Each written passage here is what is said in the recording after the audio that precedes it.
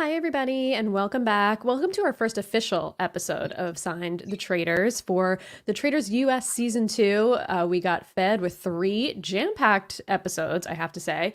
I guess originally it was supposed to be in the middle of the night on Thursday, and then they switched it to Friday night at 9 p.m. Eastern. So it was a Mhm. little stressful. But we're here, we're back. I am your host, Katie. I'm here with my co host, as always, Javier. Javier, how are you? How has your traitor filled weekend been? I'm doing good. I'm excited to be here, Katie. I feel like there's a lot to dissect from these A three lot. episodes. I feel like no matter how long we go for, we're gonna forget some things, but I'm excited to delve into it. I know. There's so much to go over. Before we get into any of the specifics, I just want to get your feel on the first three episodes, how you feel about Mhm. it. How do you feel so far about this release schedule? I know last season we had the full season all at once. Now we only had three episodes. I found myself kind of wishing I had more to binge after watching these three this weekend, but Mhm. what do you think? Well, overall, I really enjoyed these first three episodes. I thought they were very strong. Some surprises as well, just to see how Mm-hmm. the players who I thought were gonna do great are not doing as good as I would have loved to, and then the ones who I Yeah. had no expectations for are doing really well. So I'm excited to get into that. In terms of the release schedule, I like that they dropped three at once, but I don't like that now it's going to be one every week. I Yeah. wish it was like three every week. Like let me, like Yes. one every week. I know when I watch the next episode on Friday, I'll be like, that's it. Like I need to know what happens next. So I still think it's better than last year because it was just too much last year. I Yeah. like Loki last year. I was stressed, and I shouldn't be stressed to watch the show. What about you? How Totally. do you feel now that we're in this new cycle? I totally agree with you. The UK is also on right now, and they're doing three a week. They did the same thing that the Traders US did, and they dropped three in one day, but then they aired them on TV one by one. So it's like Wednesday, Thursday, Friday. And now they do Wednesday, Thursday, Friday every week now. And I think that's the perfect release schedule because you get three Yeah. episodes a week. It's like I like because it's airing on television that you get one, two, three after another, like one each night. So it's not like you have to wait a Mhm. full week to see more. I really like that. So I wish we got three episodes at least on Peacock a week because I feel like they gave us three and now every episode is going to be leaving us wanting for so much more. And Canada's Yeah. once a week just felt a little long to me. So I don't know. Agreed. But I'm happy. I actually felt stressed on Saturday because originally the episodes were supposed to come out at 3 a.m. our time. I was able to watch Yeah. them Friday morning, but they didn't. They came out at 9, and I know the press embargo was lifted early in the morning, so there were Mhm. spoilers everywhere. So like you really had to stay off the Yeah. internet all day Friday, and I wasn't able to watch until Saturday morning. So, but I didn't get spoiled. I feel good about it. I know a lot of you out there did, so that is a bummer, and Mhm. I'm sorry if that happened to you. But no, I feel good about it. And Yeah, these three no, I episodes were was scared great. from spoilers too. Yeah. Luckily, I literally muted everything, like every player's Yes. name, every potential hashtag, and one got through because someone put hashtag the Traitors US 2, and for some reason I didn't think that Oh, someone would put the two there, and that's the yeah. one that I forgot to I didn't. But luckily by then I had to watch all three episodes, so it wasn't a Okay, spoiler. good. But I missed that one, so I added it. So if anyone did Yeah. not add hashtag the Traitors US 2, please add it, or you Yes, will get add that because you're going to get spoiled. There are people tweeting out there without hashtag. It's like the Wild West out on Twitter. So I just yeah. stayed off until I watched, and thank God I did because my whole timeline was just like full. But there Mm. was a lot to talk about on Twitter. There's a lot to talk about today. So we can dive into the episodes specifically. I know there's three episodes to cover. We don't want to keep everybody here forever listening to this podcast. So we'll do our best to keep it bite sized as possible. But there was a lot to talk Mm. about in each of these episodes. So we'll do our best. We'll do our best. We opened with everybody driving up to the castle in episode one. And I feel like we got some pretty good tidbits here. And just seeing all of these people in the car together, I didn't know how it was going to hit me. I have said before, I prefer all civilian seasons of Traitors, but this, I don't know, seeing all these legends all together at once, like it really hit me immediately. And I was like strapped in from the second it started. Yeah, I agree. I was like, first of all, I feel like they got a grander entrance. Like, I don't remember Yes. if they have this whole like performance in No. the first season. I was like, oh, they're No. bringing out the cavalry for these reality TV stars. But no, I got immediately super excited just thinking about just all the potential interactions, and then just it felt like reality TV all stars. Like if Yes. that were a show where they would just get all stars from all reality TV shows, and I think that's super exciting. Yeah, it was super exciting. And they definitely didn't give this much of a ceremonial entrance Yeah. to last season. I don't remember there being drums and flags and like a marching Yeah. band, or I guess not really a marching, but like a drum band. But that was a lot. And it was great. They all came down with like those copper mugs. I don't know what they were drinking, but it Mhm. looked really fancy. Um, a couple of things from the car as they were driving up. Parvati specifically says she doesn't want to see Sandra, which I Yep, thought I was wrote that too. funny. Because that just like, immediately as soon as the episode started, we Mhm. got that. We did hear that Dan hasn't seen Janelle since Big Brother. And he also said, like, since I was writing her name down to vote her out on Big Brother. And I was like, Dan, you don't write people's names down to vote on Big Brother. Come on, Dan. You know I was that, like, Dan. "Damn, you It's not forgot your Survivor. show? I You do on know. Do you remember Survivor?" what show you were on? Um, I know it's been 10 years, but it hasn't been. Come on. I know. Come on, you played twice.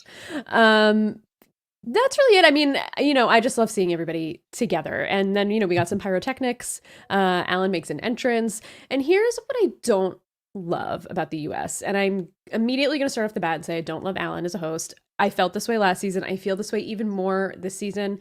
He's fun, he's campy, but the show focuses way too much on Alan and not enough on the actual contestants of the show. Like we get so much Alan, and I'm like, the show's not about you, Alan. The show's about the players and the traitors. And I kind of just wish he took a little bit more of a backseat.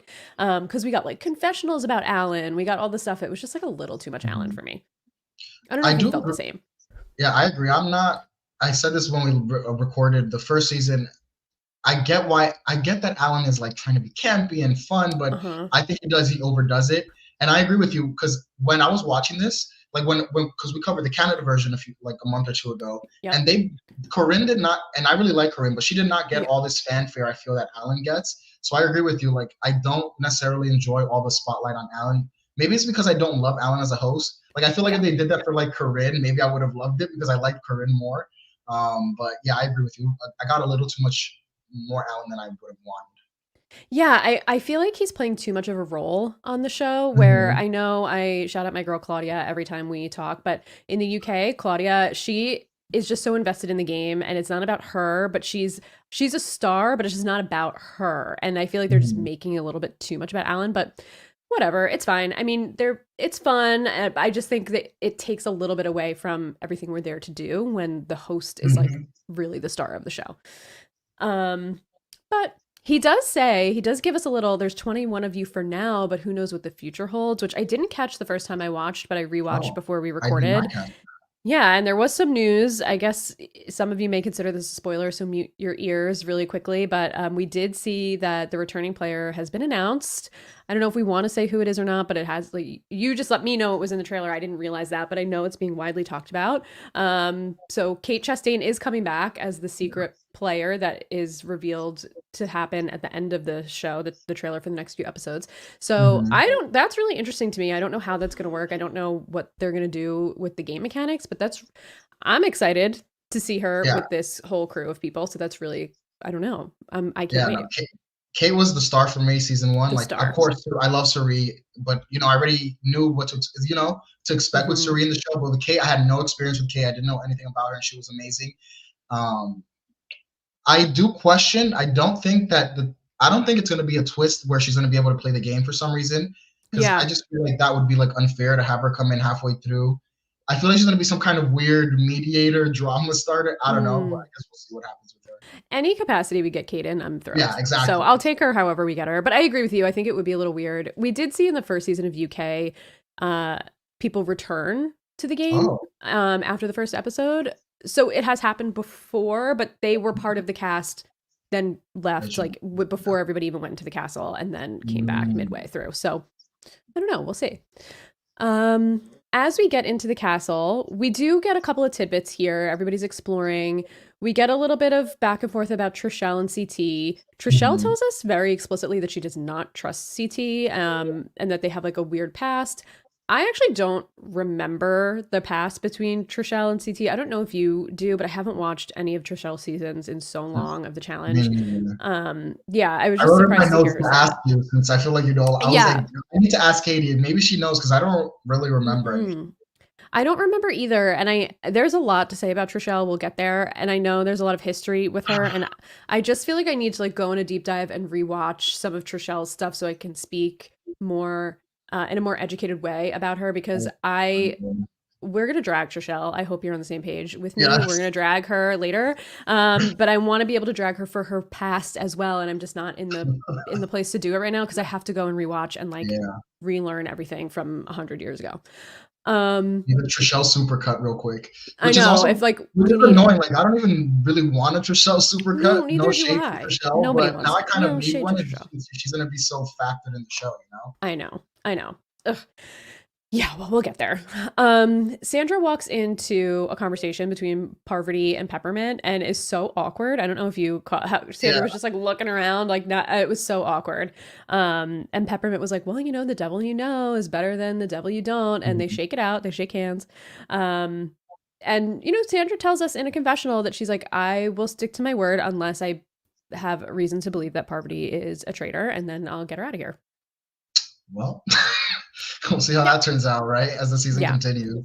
Yeah, they're squashed for now.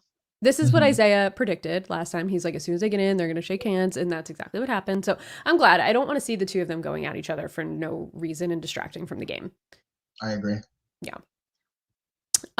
We got my favorite part, I think, of the premiere, aside from choosing the traitors, was Phaedra and CT looking at the breakfast wall together, like the wall of photos, and Mhm.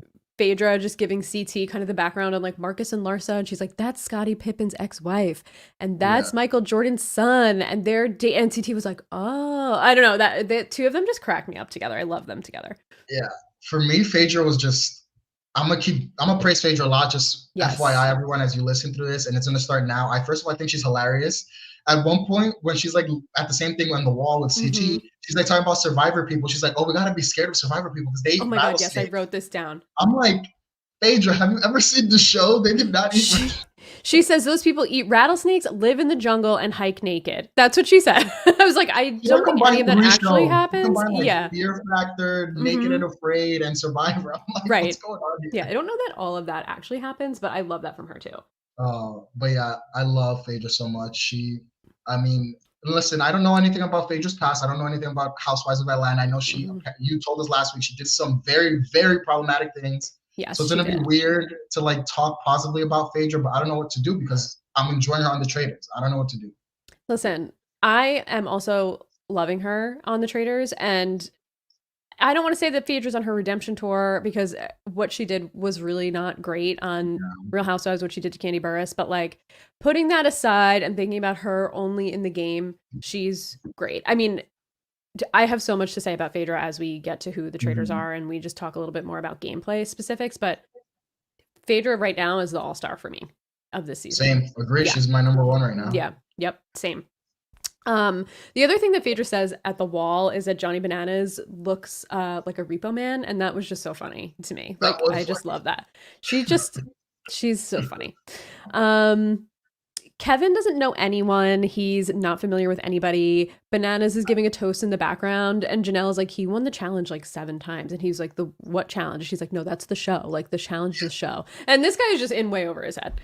I literally wrote the same thing about Kevin because I think I was talking about it in the draft. Like Kevin is like just not the brightest tool in the toolbox. Like on his show Blink Empire, like he's known to be like the pretty Oh, that's boy, right. the You're airheading familiar with boy. him. Yeah. Yeah, he's known to be the pretty boy airhead, and that's literally what he was showing here. Like there's just one brain cell up there, and hopefully it gets to work as the show continues. But yeah, I agree. That was really funny to see Kevin be like, I don't know any of these people. He didn't even know Yeah. what the challenge was. I know, which is But crazy. Like the challenge has been on for so long, like so 24 years long. since the year 2000. You've never heard of it. You're on reality TV, you've never heard of it. That's wild to Yeah. me. Wild. Larsa does tell Tamara that she and Marcus are there individually and that they won't hesitate if they have to kill each other. And I mean, we'll get to it when we get to it, but they won't have to, unfortunately. But like, I don't believe that for a second. They're so codependent on each other. I don't believe for a second that either one of them would have done that. Yeah, I didn't believe that at all. But in the moment, I did like to hear that from Larsa, though. Me It too. just, it's good to hear that energy, whether it's true or not. But like you said, they're not going to have to. We don't even have to. We're never going to find out, basically. We're never going to find out. But like I said in our draft podcast, she threw a party because this man was away on a trip for 5 days. She threw a welcome home party. So there's no way she would have killed him if she had to. Yeah. We get to where we're choosing the traitors, and We did get to see, and I don't think we saw this in the first season, but we got to see their little sit down interviews with Alan, which I always love that because we get to know their preference, if they want to be a traitor, if they want to be a faithful. Was there anyone you were impressed with when they were talking to Alan that you remember off the top of your head? Um, I wasn't say I was really impressed with anyone. There was like one funny moment for me from Bananas. As everyone knows, I do Yes. like Bananas. Hmm. And I like when he was talking to Alan, and he goes, "How does it feel to be the second best dressed?" I thought that was really funny. So Yes. I don't know. And I Alan just really said, like back Bananas. off, bitch, which made me Yeah, laugh, that was a actually. great little Yeah. interaction. Yeah. I don't know if this happened during the sit down, but Peter from The Bachelor, I don't know if it was a confessional or while talking to Alan, but I think Peter's going to be one to watch. He seems I think so way too. smarter than Ari from last season. He seems to actually kind of be a gamer low key. He mentioned something like, "I don't ever want to be the loudest voice. Like I'm here Yeah. to play the game and show that like I have a gamer brain." And I really liked Peter's energy throughout this first, honestly, throughout the 3 episodes. Yeah. So that was another thing I liked. I didn't like that CT said he wants to be a faithful. I Boo know. I CT. was Like, so bummed. I come on the show to be a faithful. I hate when people do that. I know. I hate that too. It kind of feels like a But cop those are out. some of the things I noticed. What about you? Yeah, same, all the same things. I mean, Dan says the only reason he was there to be a Yeah. traitor. Sandra wants to be a traitor. Mhm. CT, yeah, he said he thinks he would be better at finding the traitors, which I don't know, maybe. I mean, like we talked about him last week and like we know him from the challenge. He is a Mhm. smart player and he's pretty, subdued and kind of quiet and comes Yeah. in, hot when he needs to. Mhm. Maybe he hasn't been that great at finding them yet. He hasn't really spoken up too much that we've seen, so we'll see. But yeah, I was a little disappointed. I wanted to see CT as a traitor. I wanted to see ruthless CT come out in a little bit. Yeah, I think it would be good to see that side of CT. But I think they did a good job picking their traders. I'm I think happy so. with who they end Oh, up picking. I think so too. So we'll get to it. They go and they sit down at the round table. Alan walks around a couple of times. As he does, he puts his hands on two shoulders. And when I tell you I cheered, Me I too. cheered. I literally was like, yes. Yes. I cheered actually louder for Phaedra than I did for Oh, Dan, really? just because I was so excited, even just like thinking about her in the draft and how good she would be as a traitor. I was just Mhm. so excited to see what she actually could do in this role. So I was just like, yes, this is exactly what I wanted. I wanted someone like a Dan or a Parvati, and I wanted a real housewife. And these are the perfect two people that they could have chosen. Yeah, I was very excited about Dan. Phaedra, like I said, I don't really know much about Phaedra. I just seen like funny memes of her online. But I was excited that they put a real housewife in that position because I would love to see that gameplay. So I also was excited for Phaedra, but definitely Dan was the one who I was like, let's freaking go. And we'll see how that turns out after 3 episodes, but we'll get into Yeah, we could we'll definitely talk about it. I was definitely excited to see Dan. I thought that maybe we could see another Suri like performance from Dan same. because we That's have what I was Suri was expecting. the biggest legend and Mhm. Dan is the biggest legend on this well, I don't know actually. Parvati and Sandra are also huge legends in their own right. I can't say that Dan is a bigger legend than the two of them, but on level Mhm. playing field with the two of them for sure. And I was just excited to see Dan's gameplay come out. And I've never seen Dan. I guess we're not really watching it live necessarily, but I've always seen Dan on a rewatch. I wasn't watching Big Brother back when Dan was on, so I was kind of Same. excited to see him as he goes. Mhm. Um, we had some drama at the round table as well. John was Upstairs like drama. gulping and breathing weird, I guess. So Janelle was like, "Are you okay?" He was sitting in between Janelle and Peter. And Peter was like, "Oh, Mhm. that was you?" And I guess he was having breathing problems. I don't know what was going on. And he said that he was slightly asthmatic, or I don't know exactly what the words he said were, but he said something along the lines of that he's slightly asthmatic. And that Mhm. will come into play a little bit later. It will. And Larsa says that her ears are so strong. My ears are so strong. I could feel the vibration of Alan lifting his jacket to my left and then Yeah. accuse Parvati of being a traitor because Parvati was sitting to her left. What a ridiculous thing to say. My ears are so strong. Ridiculous. We talk every season that we cover this about how absurd some of the reasons people are going off with, and these people started off strong. Janelle with Very the strong. breathing, Yep. Larsa with the vibrations. This is giving me I don't remember the medium from season 1 of Oh, Donna. Donna, Donna. our Like, girl. come on, guys, get you need to be more serious. Like, if Larsa said that to me and I was playing the game, I'd be like, I hope that no one takes that Larsa comment like at all I into play. know. Like, even though we know eventually what the truth of Parvati, at the moment she was wrong during Right. this time. So was just very absurd for her to say that. I was just I wow. just think the statement of my ears are so strong that they heard the vibration. Like, ma'am, just think about the words that are coming in your mouth right now. You sound ridiculous. But you're right. I mean, I'm very happy that didn't catch any traction, at least yet. And I think if anybody would have picked up on anything from the roundtable, they would have started talking about it already. And Yeah. from what we heard, no one picked up on that. So that Hmm. is good. Um, Dan says he's feeling good about Larsa and how bashed and Yeah. hard she's playing the game. This is now after they leave the round table, and Larsa's talking a little bit about, hearing or thinking she heard Alan. And he's like, she's already creating a diversion, so I don't have to, which was interesting. Larsa continues to question Parvati. Larsa says she heard, oh, I'm sorry, I jumped backwards. Ekin Sue tells us in a confessional that she's very relatable because she believes in aliens, she likes conspiracy theories and cartoons, and she can twist her arm back. So that makes her relatable. I was like, okay, to some, I suppose, yeah. Yeah, I agree. It's funny because I also wrote that about Ekansu. I was like, because you think because you believe in conspiracies, I'm gonna trust you. Do you know what a conspiracy is, by the way? Right. Does she understand that believing in conspiracies would probably make most people not trust you as much? So that was like, I was like, Yes. girl, at least you're beautiful because she is. I have never seen Ekansu, by the way, minus her, but this girl is gorgeous, by the way. So I can see Gorgeous. why she's on Yes. Love Island. She's a very beautiful girl. But yeah, Yes. that was a crazy because I believe in conspiracies. Come on, girl. That was I a know. I'm like, that doesn't that make you makes me actually trustworthy to not me trust you. personally. Yeah. Yes. It depends, especially what are the conspiracy we need to find out what conspiracy theories she That's believes true. in. What Because, conspiracies? Because there's some. yeah. Maybe we'll find out one day. But Janelle is spreading the word about John to Phaedra. They're standing, I think, in the kitchen, her and Peter and Phaedra. And Janelle says, if I get murdered tonight, it's John. It just feels like there's pandemonium in the house right now. Phaedra said she's Mhm. taking notes on what everybody's saying, and she's listening.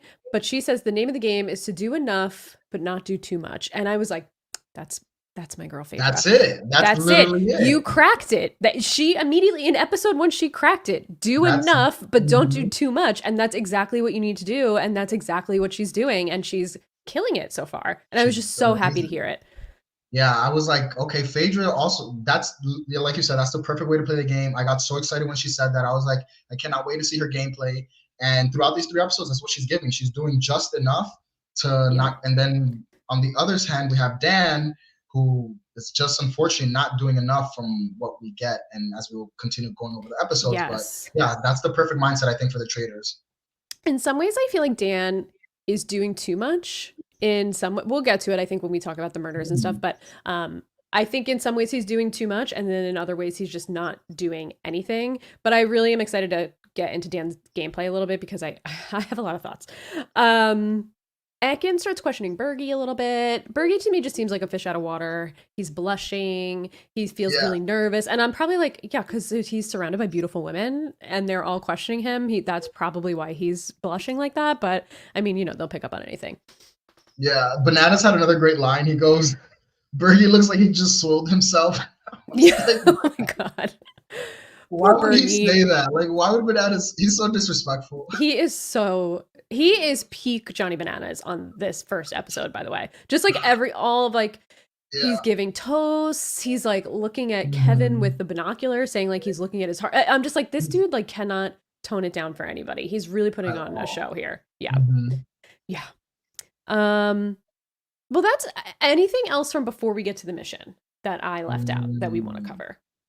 Let me see. Let me see. I feel like this gave us a really good vibe of just like how everybody's coming into the house Mhm. and just how they're all going to interact with each other. So I love these like in the house moments. Mhm. Yeah. Well, I guess we didn't talk about. Alan tells them at the round table that Oh yes, you get to that was recruit a important. third. Yes, I Yeah. totally So glazed over that. Yes, I so was very Alan, excited to hear that twist.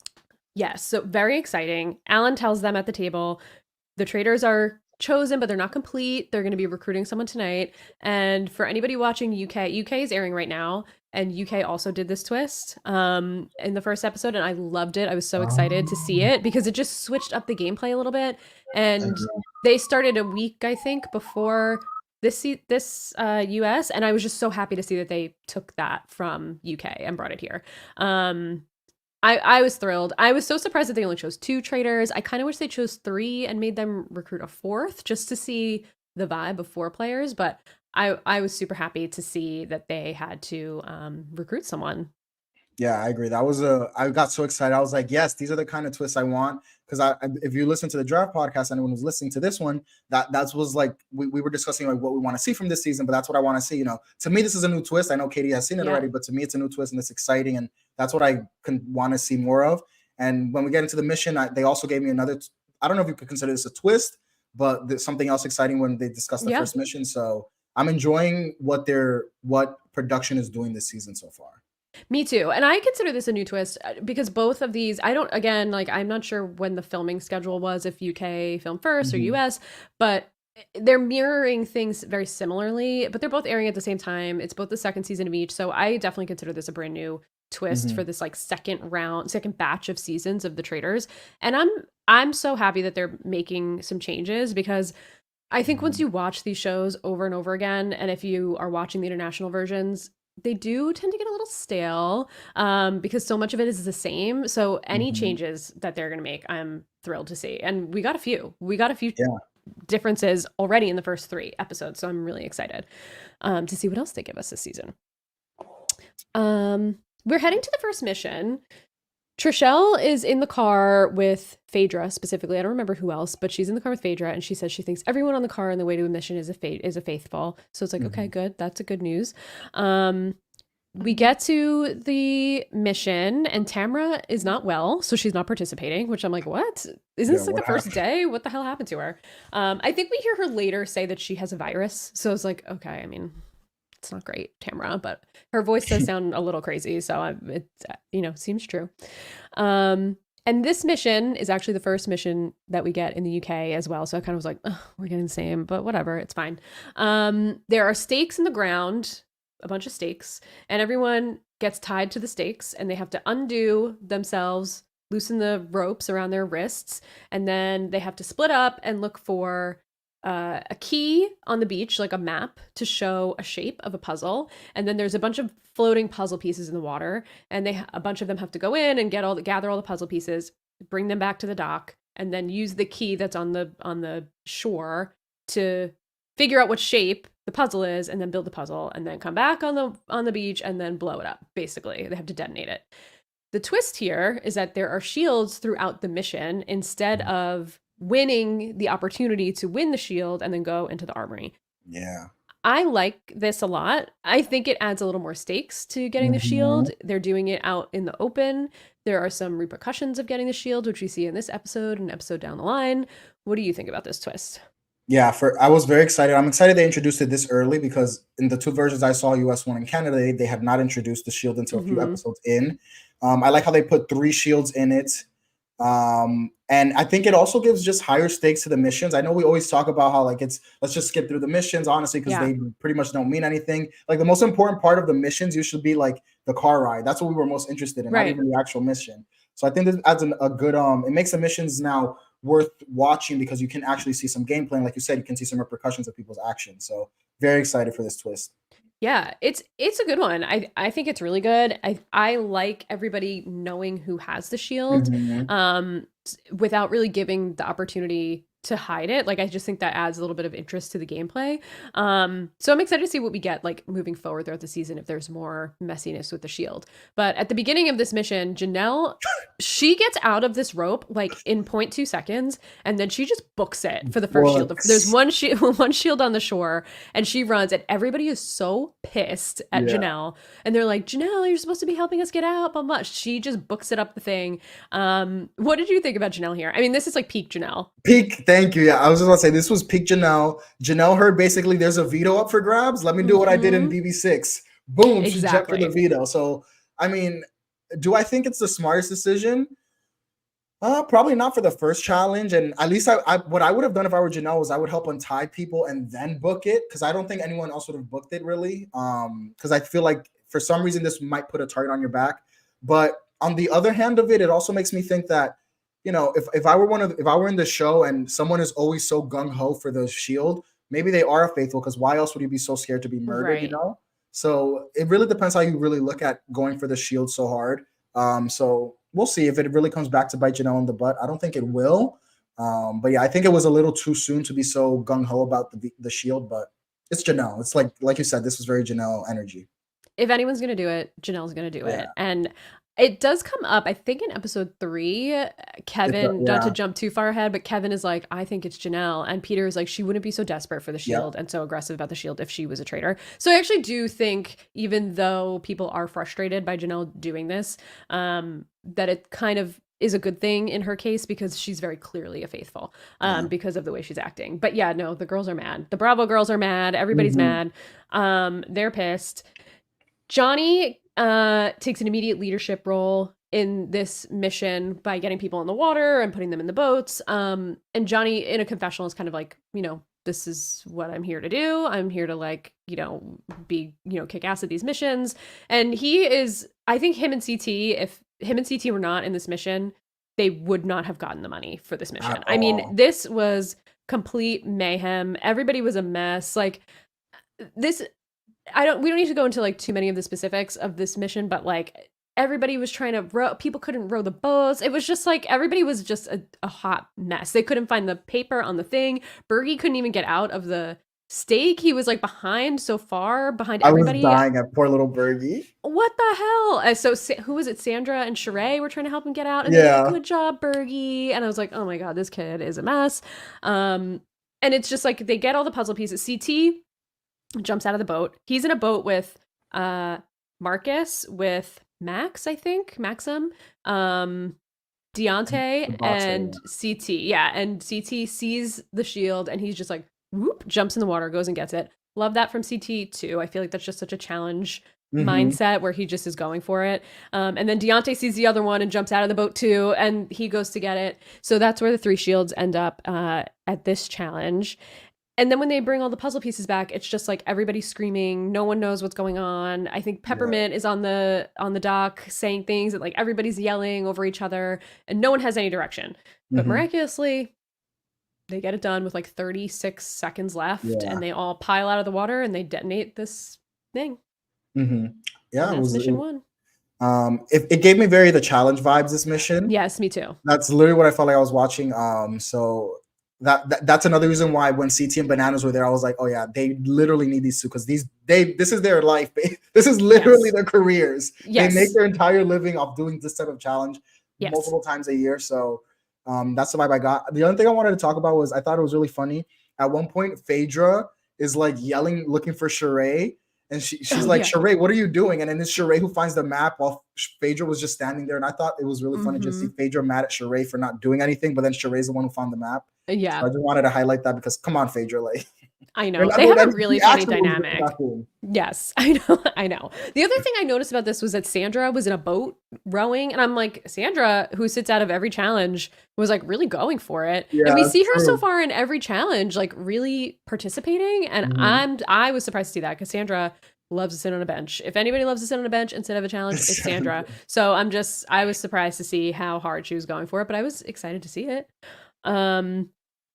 Yeah, I don't know. This mission, the other thing I thought, like for myself, I imagined myself if I were playing this game, I am not a very strong swimmer. Like I could swim, but I'm not like a strong swimmer. And I've never rowed a boat before. So I'm just like, Johnny Bananas and all these people are annoyed about people not being able to row a boat. I'm like, yeah, because they don't play the challenge every day. Like, who's able to just get in a boat and know how to row it without ever doing it before? Like, I don't know, not me. And like, I don't know. This was a very physical challenge. Yeah, I would be like, y'all need to leave me on land. Like, I'll look on the beach. Yeah. I'm looking for the map. Yeah. I'm sorry. Give me the map. I'll help with the puzzle, but I'm not getting in the water. Yeah. Oh, mess. After the mission, we do see them in the cars. There is some discussion about the shields and Janelle not helping. There's also a lot of discussion about the recruitment. And everyone's like, what would you do? What would you do? And Pilot Pete is giving a lot of insight into how he would play the game, and which I think is interesting. And we see him do it throughout the 3 episodes, and that kind of makes me worry for him a little bit, because I'm like, you're giving a little too much of how smart you are, and that could be a little bit threatening to the traitors. But he's sharing his thoughts. Ekin-Su asks Dan's in the front seat, and she's like, what would you do if you were a traitor? And he just goes, good question. And I'm like, what the hell is this response? Good question. Yeah. Oh my God, Katie, thank you. What is this response? I was so annoyed. He didn't answer the question. Yeah, I'd be like, shut up. It is a good question. So what would you do? Yeah, like I would push. I would have pushed. Yeah, that would have definitely like a little yellow flag in my mind. Like, oh yeah. next time we're at a round table, why did Dan not say who we would recruit? That's a little weird. So that was the first, I don't know if I want to say strike for Dan, but that was definitely the first moment I was like, Dan, come on. I was expecting a little something from Dan there. Like, of course, everybody knows there's going to be recruitment. You should be thinking of something to say in case someone asks you that, because some people are going to be talking about it. That's like the main thing of the game. Of course, people are going to be talking about it. So you have to come up with something other than good question. I don't know. That made me a little nervous. Same. Dan, I also feel like at the mansion when they get back is like a little suspicious, at least the way they're showing him. And I don't know if this is real in the way that they were at the mansion, but like he's going off, he's quiet, he's just looking around. He's not really having a lot of conversations with anybody. He's only talking to people in one-on-one scenarios. Like we see him pull Janelle for a one-on-one. He's talking to Parvati one-on-one. He talks to Sandra. He's sitting on the couch with her. And I'm like, Dan, you can't like just pull people to have one-on-ones. Like it's a little suspicious. I don't know. That was like a little red flaggy to me from Dan. Yeah, I agree. I put that in my notes as well. It honestly gives the vibes that you were trying to recruit someone. Like if I were in the house and I kept seeing one person always having one-on-ones, it makes me feel like, oh, you're talking to these people because you want to see how they would play the game and see if they would be a good trader. So I agree with you. I don't think that was the smartest approach. At least not in the beginning of this game. Like there's no alliances yet. No one really knows anyone. Well, obviously, you know what I mean? No one knows how people are going to play this game at least. So you want to, I feel like in a game like the Traitors, you want to start more out in the open. Exactly. So I agree. I think, yes, I totally agree. I think what I would have liked to see from Dan here is just like getting to know people in the group a little bit more, like in a group setting, instead of just like constantly pulling people in one-on-one conversations. Because it is a little weird on the first, I guess it's the first day, maybe it's the second day, who knows really, but like so early on, I don't know, to not ingrain yourself in the group and then just be like grabbing the people who you probably know from your reality career. I don't know. It was just like a little, I didn't love it from Dan. Yeah. And you also brought up another great point. You know, this is unfortunate, the vibe I get all 3 episodes from Dan, but it didn't really feel like he was making an effort to meet people outside of the social strategy games. Exactly. And unfortunately, that's just, you don't know who's going to be a traitor. You don't know who, or well, I guess in his case he does, but you don't know who's going to be like good at the game. Well, at that point he didn't in the first episode know who the other traitor was. So, I didn't like what I'm seeing from Dan on that end. It's almost like he's sticking with the people he knows, and this is not a returning season of Big Brother where you can just play with people you know. So exactly, I totally agree. The one funny thing when Dan and Sandra were talking, like Max came in. Oh yeah, that was funny. And they were like, "Oh yeah, no, come sit." And he's like, "Oh, are you sneaking around or like can I sneak in?" And they're like, "No, yeah, come sit." And then he leaves, and Dan was like, "Why didn't he want to sit with us?" And Sandra's just like, "I don't know, he's irrelevant." And that just made me laugh that she called him irrelevant. Sandra's shady. So, okay, we talked Dan. Let's talk Trishelle and Peppermint, because this is such a non-issue that became such an issue for the rest of this episode and the following, that I'm just so disappointed that this is where we ended up. But Trishelle and Peppermint are sitting in a group of people, and Peppermint says something along the lines of like, "I just have so many great outfits, I can't wait to show you guys my outfits," or something like that. I don't remember her exact words, but it was something along those lines, just talking about fashion. And Trishelle was like, "Me too." And then out of nowhere, Trishelle just says, "Well, if I get murdered first, she did it." And Peppermint's just like, "What? Like what?" And Trishelle makes it seem like Peppermint had a freak out moment, but that's not what happened at all. Peppermint took it in stride and like kind of laughed it off. I was like, "What? Me?" Like it just seemed like it was all in jest and was like a funny moment. Yes. But then Trishelle proceeds to spread it around the house throughout the rest of this episode, and then throughout the next episode, saying that, "Oh, I made this joke to Peppermint," and then her reaction, her face, she just had her face like lost all color in her face. She got shocked, and I forget exactly how she described like the reaction she had, but it was like, "Are you actually like crazy?" Because that didn't happen at all. Yeah, no, that was, I was very annoyed at that moment. You know, beyond me just being excited to see Peppermint on the show. If you listen to the draft, like I'm very excited to see Peppermint on the show. I love Peppermint as a person, and I think I just really love to see like a drag race girl on the show. And while watching it, also first of all there were other people in the room, which also kind of annoyed me because no one. Me too. At one point they talk amongst themselves that I think Sheree and someone else, maybe in episode 2, say they didn't get that vibe, but they never actually said that to the other people, which kind of annoyed me. But I get it; they don't owe Peppermint anything, so they don't really have to back Peppermint up. But it was a little bit annoying that no one said anything. but also just to like we watched it happen. It's not like it happened off screen or anything. Right. And I saw Peppermint's reaction, and unfortunately, I feel like I would react the same way as Peppermint. Like you just be like Peppermint's face was like, "Oh my god, I can't believe you said that," but like, ha ha ha. You know, like you can tell that Peppermint was saying it in like a playful, like me type of way. If anyone's watching the video, you know. So I just don't see why Trishelle took it and ran with that. It just seemed seemed like a very, very weird reason to target someone, and I just was not happy at all. And I'm just sad that people actually bought into it. You know, but then Peppermint does make her own mistakes. We'll talk about it in episode 2 when she does one little not great thing, but still, if Trishelle wouldn't have done this, we never would have had that moment happen either.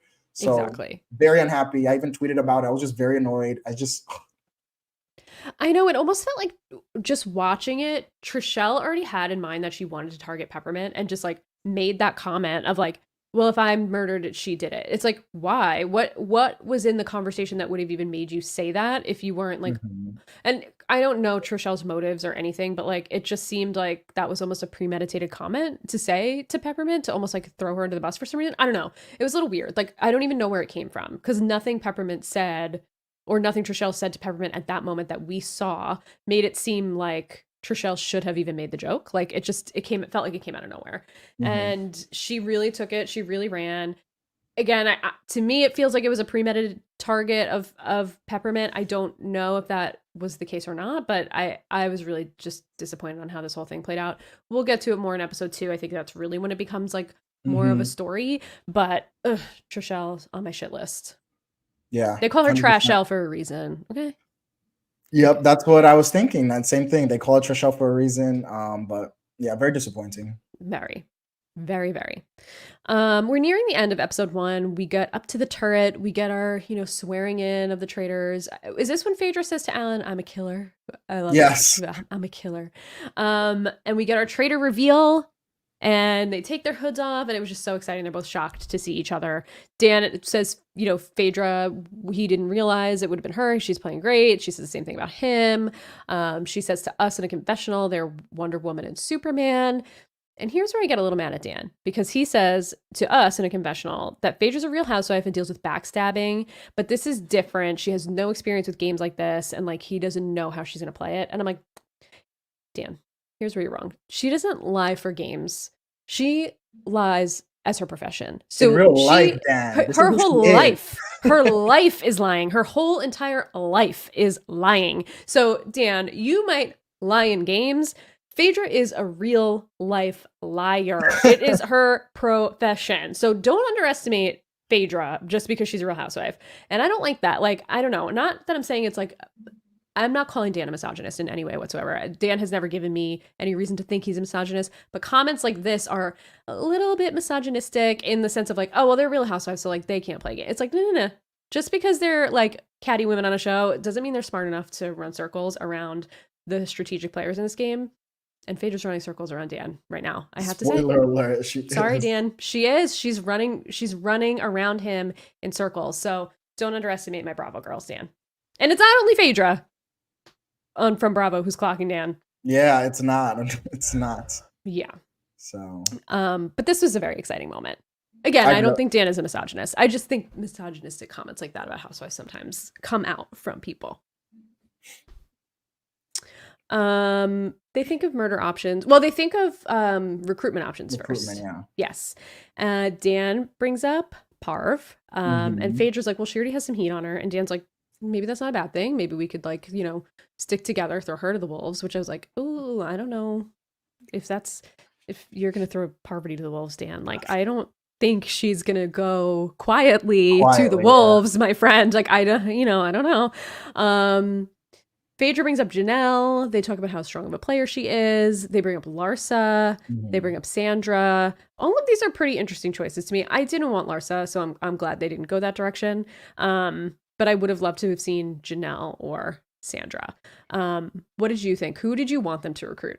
Yeah, so based on their choices, I wrote that I wanted Parvati or Sandra. I didn't want Janelle because in episode 1 of the show, I'm still rooting for Dan, and I felt like Dan and Janelle were like this, and like super tight. So it wouldn't make sense for Dan. I feel like it would be better for Dan to have a faithful who he's super tight with, that we've seen in pretty much in both the seasons that I've watched, having a faithful really, really trust you if you're a traitor is what you want. We saw it in Yes. season 1 US with Suri and that other Rachel. survivor, Stephanie, And I Stephanie, think. yeah, Rachel Like and Stephanie Stephanie. would never say anything bad about Suri. Neither would multiple people for because Suri did such an amazing job. But I feel like I did not want him to recruit Janelle, so I was definitely team Parvati or Sandra. The other thing that was funny is that they were discussing the options, and at one point, Phaedra says that about Ekin Su. She says her brain is on vibrate, and Yes. I started cracking up because I have never even imagined dragging someone, like calling someone dumb basically by saying their brain is on vibrate, and that was just such a clever read from Phaedra. So I wanted to highlight that because Phaedra is just so quick with it, and that's another reason why I'm really loving Phaedra. The one thing I will say about Phaedra is that she is truly the quickest, the funniest. Like the things that come out of her mouth are just so wild at all times. She is just so funny. Like I just don't know where she gets it all from because she's just everything she says is funny. And yes, that was that was so good. I forgot to write that down, but that was great. Yeah. But what about you? What did you think about the options? I thought the options were good. I was excited. I wanted to see a CT as a traitor. I think out of the men, he's really the only other male player I would want to see as a traitor, other than Johnny Bananas. But you know, unfortunately, Johnny Bananas didn't really stick around too much longer. Dan was not interested, and yeah, no, I think these are all really great choices. Parv or Sandra, I think would have been either one of them would have been great. Janelle, I agree with you. I think it's better to keep Janelle as an ally, and I think it's almost too close to Dan to like pull in someone so close to you as a traitor. Like it just that to me wouldn't have felt like a smart thing to do. So yeah, Sandra or Parv, I was totally happy with. I'm trying to think really quickly throughout the rest of the cast, and maybe Peter. That would have been interesting just to see how he would have played, but he could be like a later down the line recruit maybe. Mm-hmm. And I think John would be funny. Like this little British man is would be a funny traitor. John is a mess. The in quotes asthmatic. Yes, John is a mess. I can't wait to talk more about John. He's a total mess. Just for the LOLs, but no, I agree. Parv and Sandra would be two great options. Yeah. Unless you want to recruit someone, like if you're really sticking together, which obviously they don't really know yet because they don't really know each other, pull someone in that you can throw, like a Bergie, who kind of like what we saw in Canada with Mike, who's, you know, not famously not my favorite, but how he pulled in Mickey and then just like immediately threw him under the bus. Like it's good to have someone you can use as bait, because after like 3 roundtables of not catching a traitor, the faithfuls get rabid. It's like you need someone to throw that the traitors can turn against, just to keep the faithfuls at bay, and then just be like, oh, we got one. Okay, good, we got one. We can like keep it moving now. And then like the next few that they don't get one, it's like kind of keeps the heat off of you. So maybe Dan picked someone a little too smart, but that's okay. We'll see what happens. Alan slips a note under the door. Who do we get? We don't find out until episode 2, but luckily we have 3 episodes, so we can jump right into episode 2. Who's our traitor? Parvati. And this is like the best case. The chills that I got when she was in the confessional and she's like, time to put on my devil horns and play the dark side. I was like, oh yeah, she's gonna be so good. She's gonna be like, Suri is the hero and she's the villain of the like, if this is heroes versus villains survivors, they were on the right tribes on heroes versus villains, but like this is the perfect villainous traitor that we need. And I feel like Parv is already giving villain throughout like the rest of this episode and the next. It's so good. I agree. Yeah, I was very excited to see Parv get chosen. I think, it was a great pick. She's number 1 in my draft, for anyone who watched the draft episode last week. So I was excited about that. So I hope she kills it. I think she's going to literally and figuratively. Yes. She will not find out who recruited them until the following night. So they do have to do a murder, just Phaedra and Dan, and they go over some options. They bring up Kevin. He's a nice guy, but he hasn't done anything to anyone. Like it would cause confusion because like they wouldn't be able to tie it to anybody. And Dan brings up Johnny Bananas, and he's like, his ability to catch us is going to be a problem. But Phaedra's like, we really need someone to help us in the mission to get the money. Like, I don't know that we want to kill him so soon. You know, but she took Dan's lead a little bit here, and she tells us in a confessional that he won Big Brother twice. So shout out to Ian. Second win didn't count, I guess. Dan took it according to Phaedra, and Phaedra is telling us what's going on, so we have to listen to her. And then they also thought about murdering Peppermint because she's an encyclopedia for reality stars, and Dan thinks that she's going to be onto him pretty soon. What do you think about these 3 options? I mean, I hated them. I love Peppermint. Yeah. I like Dan on reality TV. Sorry, I like Bananas on reality TV. And then Pete. I think they also mentioned Peter. No, did they say? Oh, Peter? did they? They might have. They might have. Maybe, or maybe I put that in my notes as someone who I think would be a good idea to kill. But either way, you're right about. Yeah, I think honestly, I don't really like any of these options. But I guess Bananas is not the worst idea. Like Bananas is good at these games, as we have seen for many shows. So I guess Bananas is a good choice. But yeah, what about you? What do you think? It's making a statement if you murder Bananas first, for sure. I don't know who I would have chosen. I might have done someone like a Kevin or a Bergie who's like not connected to a lot of people. Yeah, or a Peter, like, you know, not a ton of connections. You can't tie it back to anybody. No one's gonna like freak out that they're gone. They don't have a lot of allies in the house. I don't know. These options are interesting. I didn't want to see Peppermint go. I didn't want to see Bananas go either. Like having Bananas as a faithful, as a menace in the house could have been really interesting. So good TV game. Yeah, it really would have been. I feel we were robbed here with this murder. I mean, you know, we'll talk about it at breakfast, but like long story short, Bananas is murdered. We'll go through the breakfast and everything, but yeah. I was shocked. I did not expect Johnny Bananas to be the first eliminated. And neither did he, apparently, because he's having a Twitter meltdown against Dan, which is so wild. It's so wild. Yeah.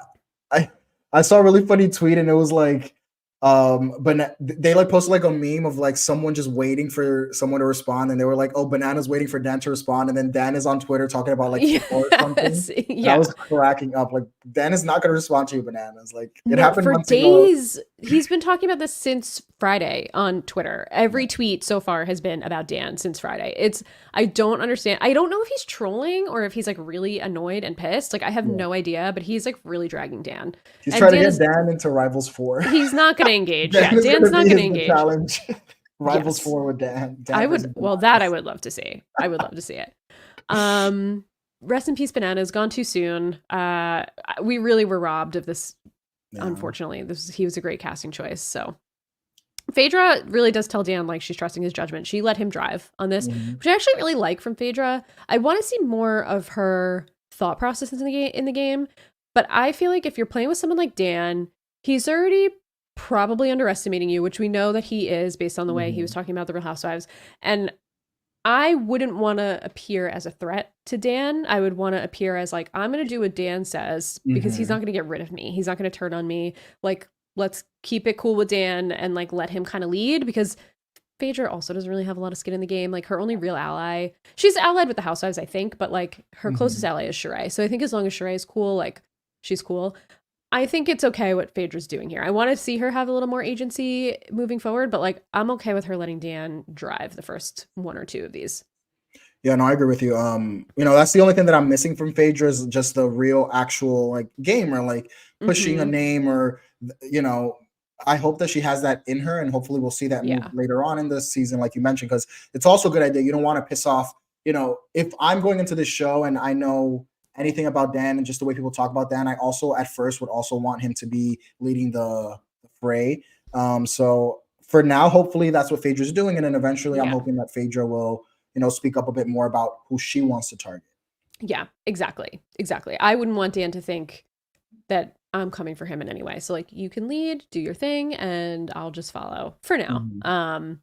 So hopefully that's what she's doing. We'll see more from her. But we head to the breakfast. Dan is in the room first with Deontay, Ekin, and Peter. And then Peter tells us he can be strategic. He's looking for people's reactions so he can find some tells.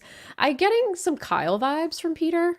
Maybe like a little more gamer than Kyle, but like Kyle was the surprise for me last season, and that's the vibe I'm getting from Peter this season. I agree. I wrote in my notes like maybe Peter is going to be the strategist who I need to watch. Like Peter might be someone to watch, but I think, you know, that can also backfire on you really quickly in the show, as we've seen. So Peter might be talking to the wrong people, unfortunately. He shouldn't be telling Dan. We're talking too much. I think he's talking a little too much. Like he's sitting at the breakfast and he's like, well, if it were me, I would randomize it and I would pick this, this, and that. And I'd be like, in my head, I'm like, stop talking. Like just stop. Keep it to yourself, or say it to one other person that maybe you think you can trust. But like saying that publicly, you're doing a little too much, Peter, and they're going to see you as a threat and they're going to kill you. Like they're not going to keep you around. Or they might banish you because let's say a traitor's in the room, which, Right. for example, let's say Dan takes this as, oh, like goes back to Phaedra and Parv and goes, oh, Peter was saying he would kill someone random, so let's kill someone random. So then the eyes go on Peter. Yep. So yeah, I agree. You shouldn't be sharing all your thoughts so openly all the time. Yeah, he needs to zip it. Janelle, Larsa, and John come in next. Dan tells us he's just being himself. He's trying to blend in. He's having fun. And okay, it's like not a red flag yet, Dan, but we'll get there. Phaedra comes in with Bergie next, and Phaedra's just like such a social butterfly. She's like hugging everybody. She's saying hi to everyone. Everyone's excited to see her. And then in her confessional, she tells us that she's a lawyer and she keeps deadly secrets all the time. So this is par for the course for her. And I'm saying that's what I'm saying is that she lies as a profession. Yeah, she's a lawyer, but she does a lot of other shady shit as well that she keeps under wraps. So she can keep this secret. That's for sure. They're all kind of speculating and they're like, do you guys think a traitor's in the room right now? And Peter's like, I bet there's at least 2. There might even be 2 in the room right now. And there are 2 in the room right now, which is very interesting. And then here comes Trashelle in the room. And she's like, I thought I was going to get murdered because of my situation with my issue that I had with Peppermint. And now I'm going to just address it in the room. And I'm like, why? There's no issue. You're making it an issue. There's no issue here. And then she just proceeds to hold court in the room and tells the story and says that Peppermint had a very jilted look. And then this just like spreads Peppermint's name to literally everybody that's in the room. Yeah. I was so pissed about this. Just so irritated. Like, I just wish that Trishelle would have gone, like, if you really were this annoyed, talk to Peppermint one-on-one and like, you know, make an effort to, you know, you don't know Peppermint.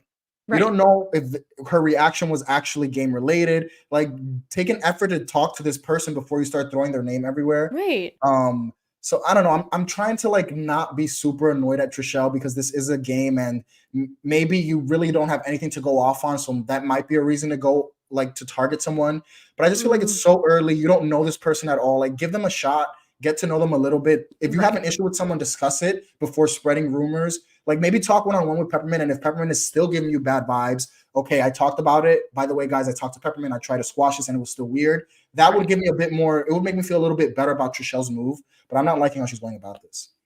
No, I'm not liking it either. And not only that, like I said earlier, just felt a little targeted against Peppermint. And I also just feel like it's a distraction because you're really going off of nothing. You're making up this story in your head, and this is doing, and this kind of comes out later at the round table that other people feel the same way, but it's like you're creating this diversion and it's keeping all the heat off of the traitors because we know all this time that Peppermint is not a traitor, which just makes it so much more irritating. I don't know. It's just so frustrating, this whole situation. I really hate it. Yeah. Parv enters the breakfast knowing she's a traitor, but she doesn't know who the other traitors are yet. So she's just like, I'm feeling really stressed at this breakfast. I don't know who it is. I feel like everyone's looking at me. But she does a good job. No one is suspicious of her. Tamara shows up. She was missing yesterday. I forgot that she was even missing after the mission yesterday. Same. I didn't even notice that. Until like she came to breakfast. I was like, oh yeah, she wasn't even around like after the mission. In come the last people. There's shock around the room. Johnny Bananas is dead. He's dead. Johnny is dead. Sad. So sad, Katie. So sad. He's someone I could see coming back in a future season. Yeah. If they do like still do all celebrity. Yeah, I know. He does. He does. Everyone is totally shocked. Trishelle is like, I could never see. I didn't think Johnny Bananas would be first. Johnny and his, like, when he finds out, he said this game is like a jar of jalapenos, which is like, this is peak Johnny. And this is why I like kind of hate Johnny, because he says just stupid shit like this all the time.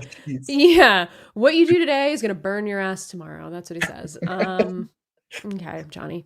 So dumb. So dumb. Johnny's just so cheesy. Yeah. Well, too bad we didn't get to see more of his cheese. But CT says he's worried because him and Johnny are 2 of the best to ever do it on the challenge, which I agree. CT is my goat, and he feels like he's going to be next, which fair. I would probably think the same if I were CT, if they're really taking big swings. Yeah. Which, again, like I do kind of agree with Phaedra's thought of like, he helps us in the missions. But I think just Johnny has such a big personality that CT doesn't have, that he's a little bit more safe. Plus Phaedra tells us she has a crush on CT, so yeah, she did. I think he's hopefully safe for now. Yeah, I feel like CT gives like big cuddly bear energy who you just want to hug and hang out with, and the Bananas is like kind Just of like a douchebag. dickhead. Yeah, a total dickhead. So I douchebag. understand why you would want to kill Bananas over CT. I get it. Trust Oh me, my I God, get it. yeah. I'm not happy with it, but I get it. Yes, I totally get it. Peppermint says a few things about Bananas in the room, and I don't remember exactly what she says, but then people in the room are like, oh, spoken like a true traitor. And I was like, this is annoying because of stupid Trishelle, Janelle, and whoever in the corner are like, oh, spoken like a traitor. So Deontay actually speaks up, and he's like, Peppermint, do you want to clarify the situation that happened yesterday? And she's like, what situation? She doesn't even, this is like such a non-issue She for her. doesn't even know. She doesn't even know what they're talking about. Pisses me off. Yes. So then Trishelle tells the story, and she's like, I mean, and then she gets up and she does like a cute little twirl. Yeah, she does a twirl, and she's like, you might get murdered by my looks, but it won't be because I'm a traitor. And I just thought she took it again with stride and like laughed it off. Yeah. And I don't know. I'm just so bummed. Like, I just don't know how this continued on so long.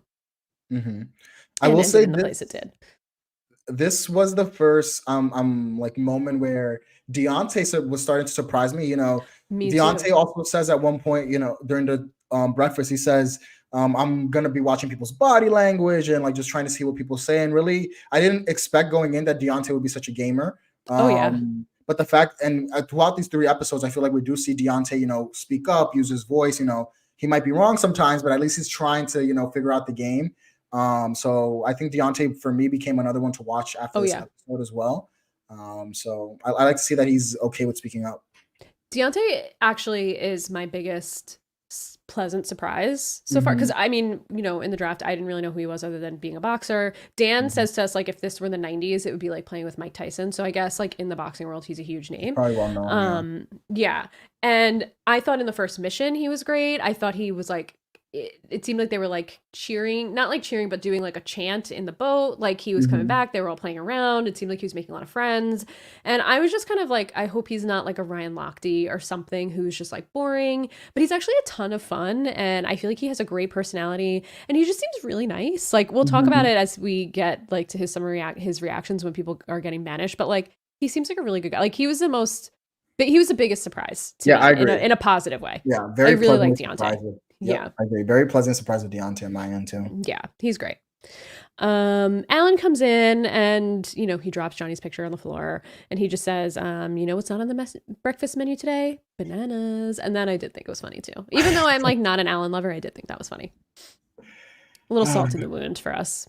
I'll miss you, Bananas. That's like I don't know what else to say. Gone too soon. I'll see him on the challenge. It's fine. I'll see him on the challenge next in a few months, I'm sure. We'll see him on like some other reality show, or House of Villains or something, you know, not that, but like something else. Deal or No Deal Island or whatever.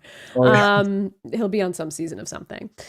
Before the mission, we see Dan grab Parv for a one-on-one and he's asking if she's heard anything about him. And this is where I just feel like he's doing a little too much in some ways, where, like I said earlier, I do feel like Dan is doing a lot, but not doing enough. And this is where I feel like he's doing a lot. Like, Parvati already knows that she's a traitor. You know she's a traitor. Why do you need to go to her and just be like, so do you feel good? Like, I feel great with you. Do you feel good with me? Have you heard anything? Because, like, it just seems weird. Like, I don't know. It just seems a little like a weird vibe to me. And she's like, oh, no. Like, I haven't heard anything. And he's, yeah, I'm faithful. Like, I'm totally. I'm like, why are you doing all this? Yeah. It's like, you don't have to. I feel like he's trying to recruit her, but but she's already recruited. She's already gonna recruit. Yeah, you don't have to convince her then to like trust. You know, it just felt very unnecessary, like you said, for him to be just wait till she's announced as a traitor, and then you guys can talk in the turret more. I feel like he spends no time talking to Phaedra. I have not seen him put Phaedra, but throughout these 3 episodes, him and Parv are like stuck like glue. Like, bro, give her some space and please go talk to other people. Go freaking socialize. This is a social game. I know. So, this is again where I'm like, ooh, is Dan good at this game? Yeah. Because I feel like over the first episode, I'm like, well, it's the first episode, whatever. But now I'm like, oh, he's still doing this. Okay, that's interesting. We'll see. We'll see what happens in episode 3. CT and Marcus are talking to Peppermint in the kitchen and they're trying to clarify a little bit. And Peppermint was like, well, she did say like, if she got murdered, she would know it's me and the bitch is still here. So, and they're like laughing about it. And then she leaves. And then CT and Marcus are like, ooh, I don't know. It's just like everything she says is so defensive. And I'm like, I think she's joking around. Like, I never got the defensive vibe from Peppermint. Me And I neither. just feel like Trishelle planted this seed in everybody's head now. So now everything Peppermint says is going to be suspicious to everyone because Trishelle got to Exactly. them first, unfortunately. Which I just Exactly. hate that. I hate that. I agree. It sucks. It just, again, I feel like Peppermint has not, she unfortunately does not have a chance to play this game anymore just because of that seed Trishelle planted, which Trishelle did not even try to talk to Peppermint about. That Right. for me, just for anyone listening, is the issue that Trishelle never tried to squash this with Peppermint. And that's why I Right. don't like the way Trishelle's going about it. Because if you think there's drama, you should have talked to her one-on-one and then continue your tirade of let's make Peppermint this villain when she is not, or a traitor in this case when she's not. So Yeah, and we kind of see it, like, it happens with John a little bit too. We go back to the breathing thing with John this yeah. episode, and he does get confronted, which is not a luxury that I feel like Peppermint got directly from Trishelle. Like, other people were talking to her about it, but Trishelle, like, said it when Peppermint wasn't in the room, and then other people had to bring it up. It's just like, so say it and call her out and ask her about it, and then maybe you could just move on. I don't know. It just didn't feel like a good faith argument is all, unfortunately. Agreed. Peter, they're all outside. Peter starts talking about the banishment, and this is where Tamara throws out John's name. She's like really obsessed with the fact that he's a politician. She says it multiple times, but this is the first time she says never trust a politician. Everybody agrees with her, and they're like, well, that is true. And Peter brings up the breathing thing. And Sandra was like, well, to me, it seems like maybe he got tapped and couldn't contain himself or something. So there's suspicion out on John. And Parv is there too with Sandra, and Sandra tells us again in a confessional that if she gets a vibe that Parvati's a traitor, she's gonna grab all the faithfuls and get her out. I'm like, okay. I wonder do you think this is editing to tell us that like Sandra is gonna get Parvati out? Oh, because she said it so many times now in a confessional where I'm like, why does she keep saying it? Maybe. I guess I didn't. I just foresee. I don't know. I just foresee a Parv and Sandra war happening. There's got to be something. Something's gonna have to happen because I wrote this actually in my notes. I think that for Dan it's Janelle, and for Parv it's Sandra. Yeah. And there's no way there's not going to be drama between Dan and Janelle at some point, and between Parv and Sandra, because they're on opposite teams, unfortunately. And these two people have so much history with each other that something's going to have to come up eventually. Unless somehow, like, at least in the department, unless Sandra's also recruited, then obviously there will never be any drama. But otherwise, there's going to be a moment where Sandra's going to be like, something's a little off, or Parv is going to be like, we need to get her out before she even gets an inkling that I'm a traitor. So maybe that's what's going on here. So maybe you're right. They are trying to foreshadow a little bit, but I don't know. Yeah. I don't know. If I'm Parv, Sandra's my number one murder target. Like, why not? She's smart. She's good at the game. Yeah. I mean, maybe that would tie it back to Parv, but like, they squashed it. I don't know. If I'm Parvati, I'm pushing to get Sandra out for sure. Anyway, so we get to the mission. They break up into 3 teams. They have to run around to answer questions. And the questions are based on, I guess, a questionnaire that the players had to fill out about each other. And the way that it works is they're running through a trail, and there are 2 scarecrows, and each scarecrow has the name of a player on it. And then they have to they have to figure out who they think the answer to the question is. They pick up the scarecrow, and then they run to a lockbox. This is so convoluted for no reason, truly for no fucking reason. But they pick up a scarecrow, they lug it to a box, then they open the box. If the box opens, they pick the right scarecrow. If not, they have to go back and get the other scarecrow. And then once they answer the questions, they lead into a field full of scarecrows that they have to rip their chests open and pull out money, or there's another row or 2 of scarecrows that have shields in them. Yeah. This is the weirdest mission. This also was the second mission in UK, which again, I'm like, okay, we're really Oh, really? 1-1. Yeah, so far it's been 1-1. There are other missions in UK that we haven't seen yet, but we did just see in UK the third mission too. So I'm like, okay, we're recycling. We're seeing the same over and over, which is really a bummer, but what are you going to do? See, that's why I'm kind of glad I'm not watching UK, because I'd be really annoyed about that, because I'm enjoying the missions because they seem so different. They're not from season 1 or from Canada 1. So that sucks that they were using the UK missions. I am annoyed. The third mission from the 3rd episode we saw in US before we saw it. Well, I guess depending on when you watched it, I guess it aired this week too, but I saw it first in US and then I caught up on UK. So I was annoyed watching it in UK because I'm like, oh, I just saw this. So I just like skipped the whole thing. But anyway, so a couple of notable things from the challenge. Tamara calls out John because John is running like really fast and weird. I don't know. He's like running. His like arms are at his side. I don't know. The way he's running is so wild to me. It just looks comical. Katie, it's weird. So bad because John's running. I was like, what? I was like, literally, what's this man doing right now? I didn't expect him to bolt the way he was bolt. He was running. Mr. Asthma is putting a Usain Bolt down. I know.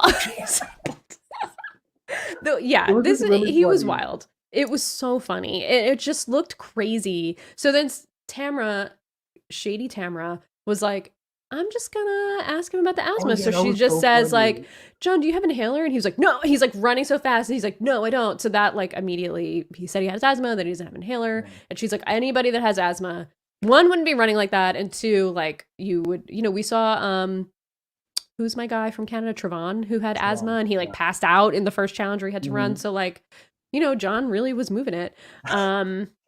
He fell. He like face planted. I don't know. This was crazy. John was out of control. I know. John's a mess. He's something, that's for sure.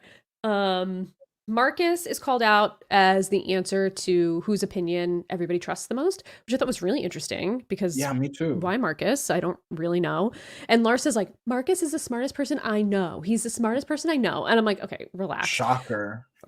I know. I guess you don't know that many people. Like, no, shocker. I don't know. He's actually does seem, I will say, watching him on Housewives, I do not get a good impression of him. Watching him on this show, I have a much more favorable opinion of Marcus because he actually does seem very smart. It's just that like Larsa is a dumbass for the most part on Housewives. So like I just automatically assume that he was dumb too. But he actually is, he had good reads in the house for sure. Peppermint and Deontay are the two choices for most popular, and there's a little bit of like a back and forth about who everybody thinks it is. Peppermint's team ends up taking Peppermint, or like they were going to take Peppermint, and then they went back and took Deontay, and then they came back. Who ended up taking Deontay? Was the most popular? Or was it Peppermint? No, Peppermint. Peppermint was the most popular, yes. Yeah. So because they had to go back. And Peppermint's like, they dropped me on my face. Yeah. Another group also got it wrong. I think Trishelle's group.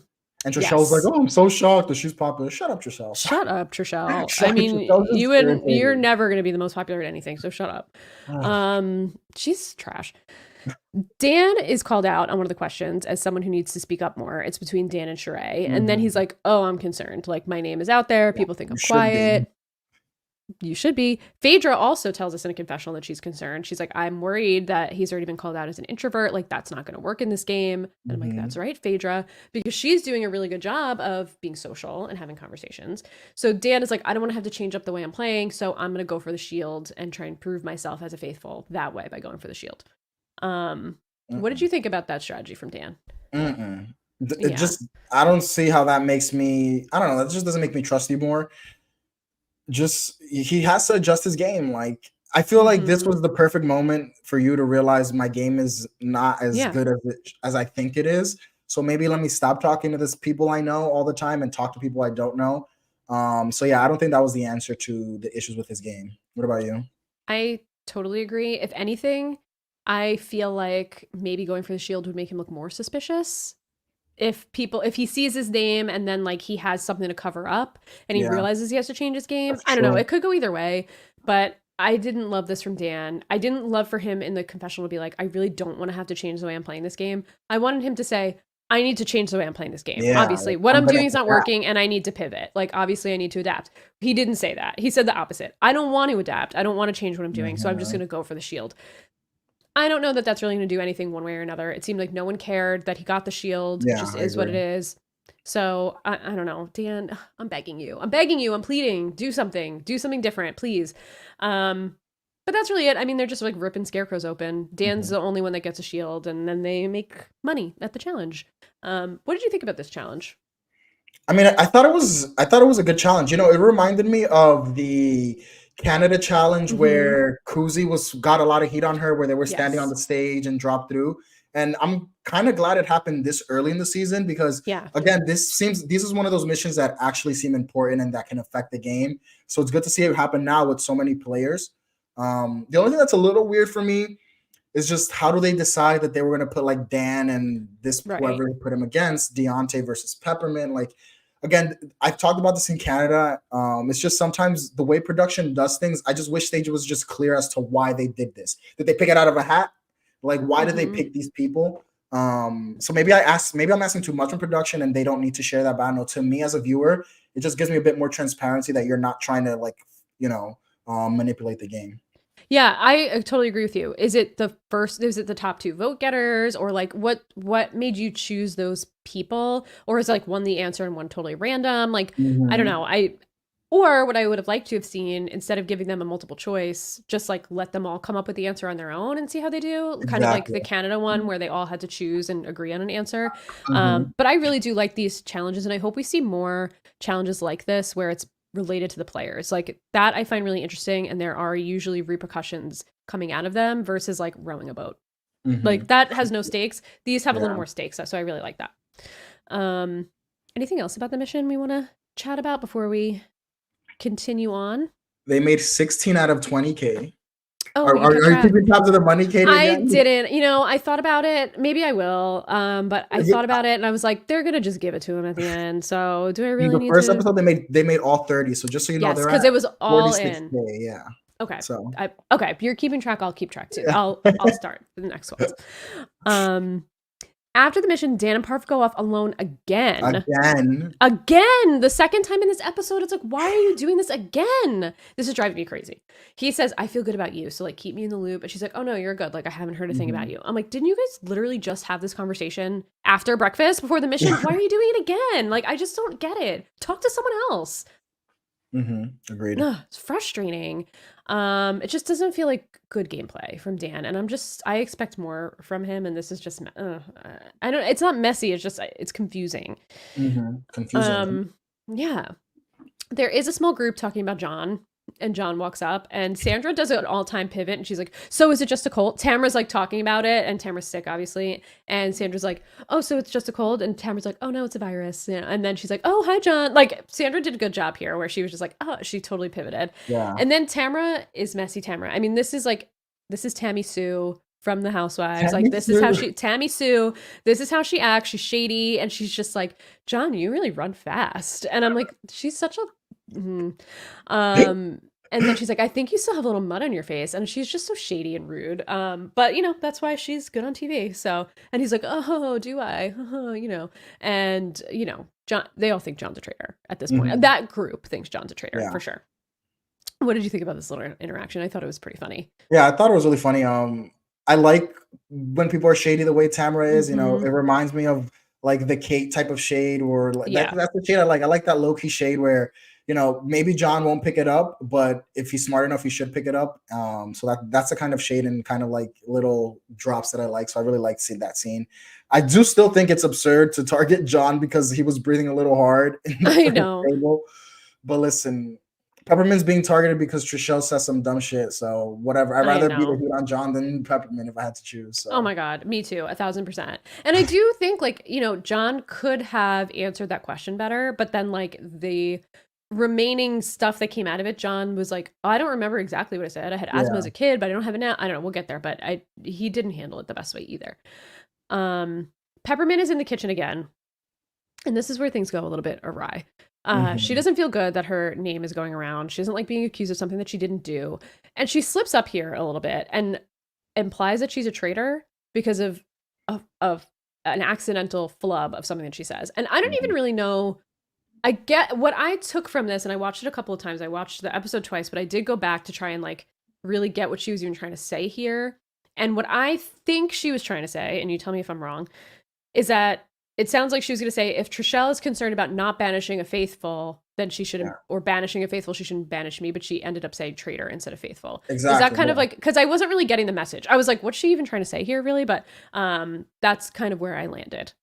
Yeah, I agree. That's how I understood it. She just meant to say, like, if Trishelle's trying to not banish a faithful, she shouldn't banish me. But she said not banish a traitor, implying that she is a traitor. So yeah, and this is unfortunate. This is an unfortunate slip up.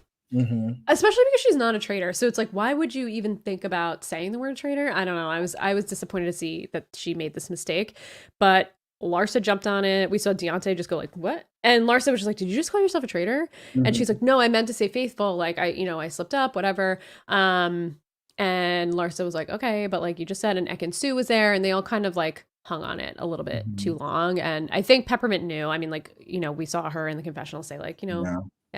my tongue got tied. I had a slip of the Mhm. tongue. I have to go get my tongue looked at, whatever. Yeah. So this like made me just feel like, oh man, you said it in front of too many people, and that's Mhm. unfortunate. Yeah. In the other room, Trishelle brings up Peppermint again to Max, and Max actually cuts her off. And he's like, this Yeah. is a non-story. And he's like fake playing golf with his like walking stick. And I'm just like, Mhm. this man gives no fucks at all about like being rude or whatever, which is what I was trying to say in the draft, where I feel like Max is like kind of a dick. Like Yeah. he is a dick. Like he doesn't care. He'll shut the conversation down.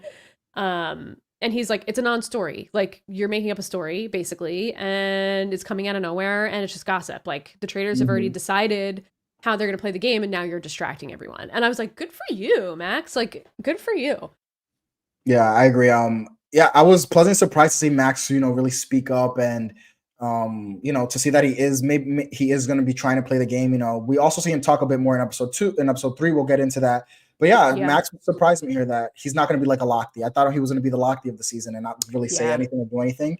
But I like to see that Max, he like he tried to shut it down at least, and I appreciated that energy from him too. And I think Sheree was in the room too, and she was also like, yeah, I don't really get that vibe. Or I think Sheree actually might have been there when it happened, she said, right? Yes, Sheree was part of the conversation when it happened. And she did tell us too in a confessional, like, Mhm. I think she says at that point, like, I didn't see it that way. Like, it seemed like a Yeah, joke. And then she tells exactly. us, like, I'm not buying anything Trishelle is saying. Like, I don't Yeah. think Peppermint is a traitor, because Sheree was there. Mhm. So I was like, okay, finally, someone's like saying something, because Some there were yeah. multiple people in the room. So why, like you said earlier, like, why is nobody saying, actually, I was there, and like Peppermint's reaction wasn't jilted, like you say she was Mhm. jilted. It was, yeah, weird. The whole thing is weird. We move on to the roundtable. The two names out tonight that we know of are Peppermint and John, and that's kind of where we end up. Yeah. John in a confessional says that he's getting his loins ready for battle if necessary. John is like such a weirdo. I kind of like watching him because he's so weird. Exactly. I was saying the same thing. There's He's something that weird. like, yeah, I just don't know what he's gonna say next. He's gonna say some weird thing Yes. that is just gonna be like, oh, okay, John. Like, okay, John, okay. And Peppermint brings up the elephant in the room to start off the roundtable, and she says she knows her name has been brought up. Trishelle retells the story and says it looks like she hit a nerve. And then Trishelle goes, bad joke, and Peppermint goes, yeah, don't go into Don't go comedy, into which I comedy. thought was so funny. I love that too. Yeah. Yes. Peppermint says she doesn't remember it the same way. And Ekin says, like, who else was there then for the conversation? And Sheree, this is when Sheree speaks up and says, it seems like it was a joke. Like, I didn't take it that way. And Max speaks up and says that it's suspicious that her name came out of nowhere. The evidence is just gossip and hearsay, and he really doesn't believe that Peppermint's the traitor. And Peppermint and Trishelle are sitting next to each other, and Peppermint's defending herself. And Trishelle brings out like some microaggressions here that I really don't love. She was like, respect me. I was respectful of you. And like Peppermint was not being disrespectful at all, in my opinion. And I just like, don't do this. I just feel like you're already in such a hole. And I just feel like she turned on the Karen energy here toward Peppermint. And I like was not loving it. She's like, I was respectful to you, so you need to respect me. Like, don't put your hands in my face. And I don't think Peppermint was putting her hands in Trishelle's face. I think she was speaking in an animated way, and they were sitting next to each other. Yeah, exactly. Yeah, I did not like this. It just, I don't know, it felt to me like Trishelle thought she was like back in the challenge house a little bit. Like that's something you would say in the challenge when someone gets up in your face. But like this girl is just sitting next to you. She's not trying to. It's not like at no point did it feel like a hostile situation. It almost felt like Trishelle was trying to make it seem like Pep was trying to be a little bit hostile. Yes, I don't know. That's how I took it. And that's not the vibe I got. Pep is just trying to defend herself. And she's, first of all, I speak with my hands a lot, so I would probably catch the same issue. So it just, I don't know. I feel like it was just Trishelle being annoying again. I know. Pep was trying to defend herself. Yes, I just feel like Trishelle really backed herself into like this victimized like white woman situation for literally no reason, because nothing happened to her. And then I think she just like made it so much worse at the round table. And I just like, the whole thing made me feel gross. But then Larsa, of course, brings up what Peppermint said in the kitchen. And then she said, well, you said I'm a traitor, which is not what she said. She didn't say I'm a traitor. She did slip up. And, Peppermint was like, well, I did have a slip of the tongue. And then Larsa was like, well, you implied that you were a traitor, right? Like I just want to get that out there. And she's like, yeah, okay, I implied it. So then that's where the tide starts to shift, I think, unfortunately. Marcus said there were discrepancies in her explanations that caused concern. And then Peppermint is like, she calls out exactly what happens every season. Like, you're going to throw a name and then everybody's going to get behind the name because it's a hive mind. Like, everyone's just going to jump onto it. They're not going to put a different name out. And Parv does stand up a little bit and say, like, this is just gossip. We don't have evidence. And then MJ says, like, I don't think Peppermint's a traitor.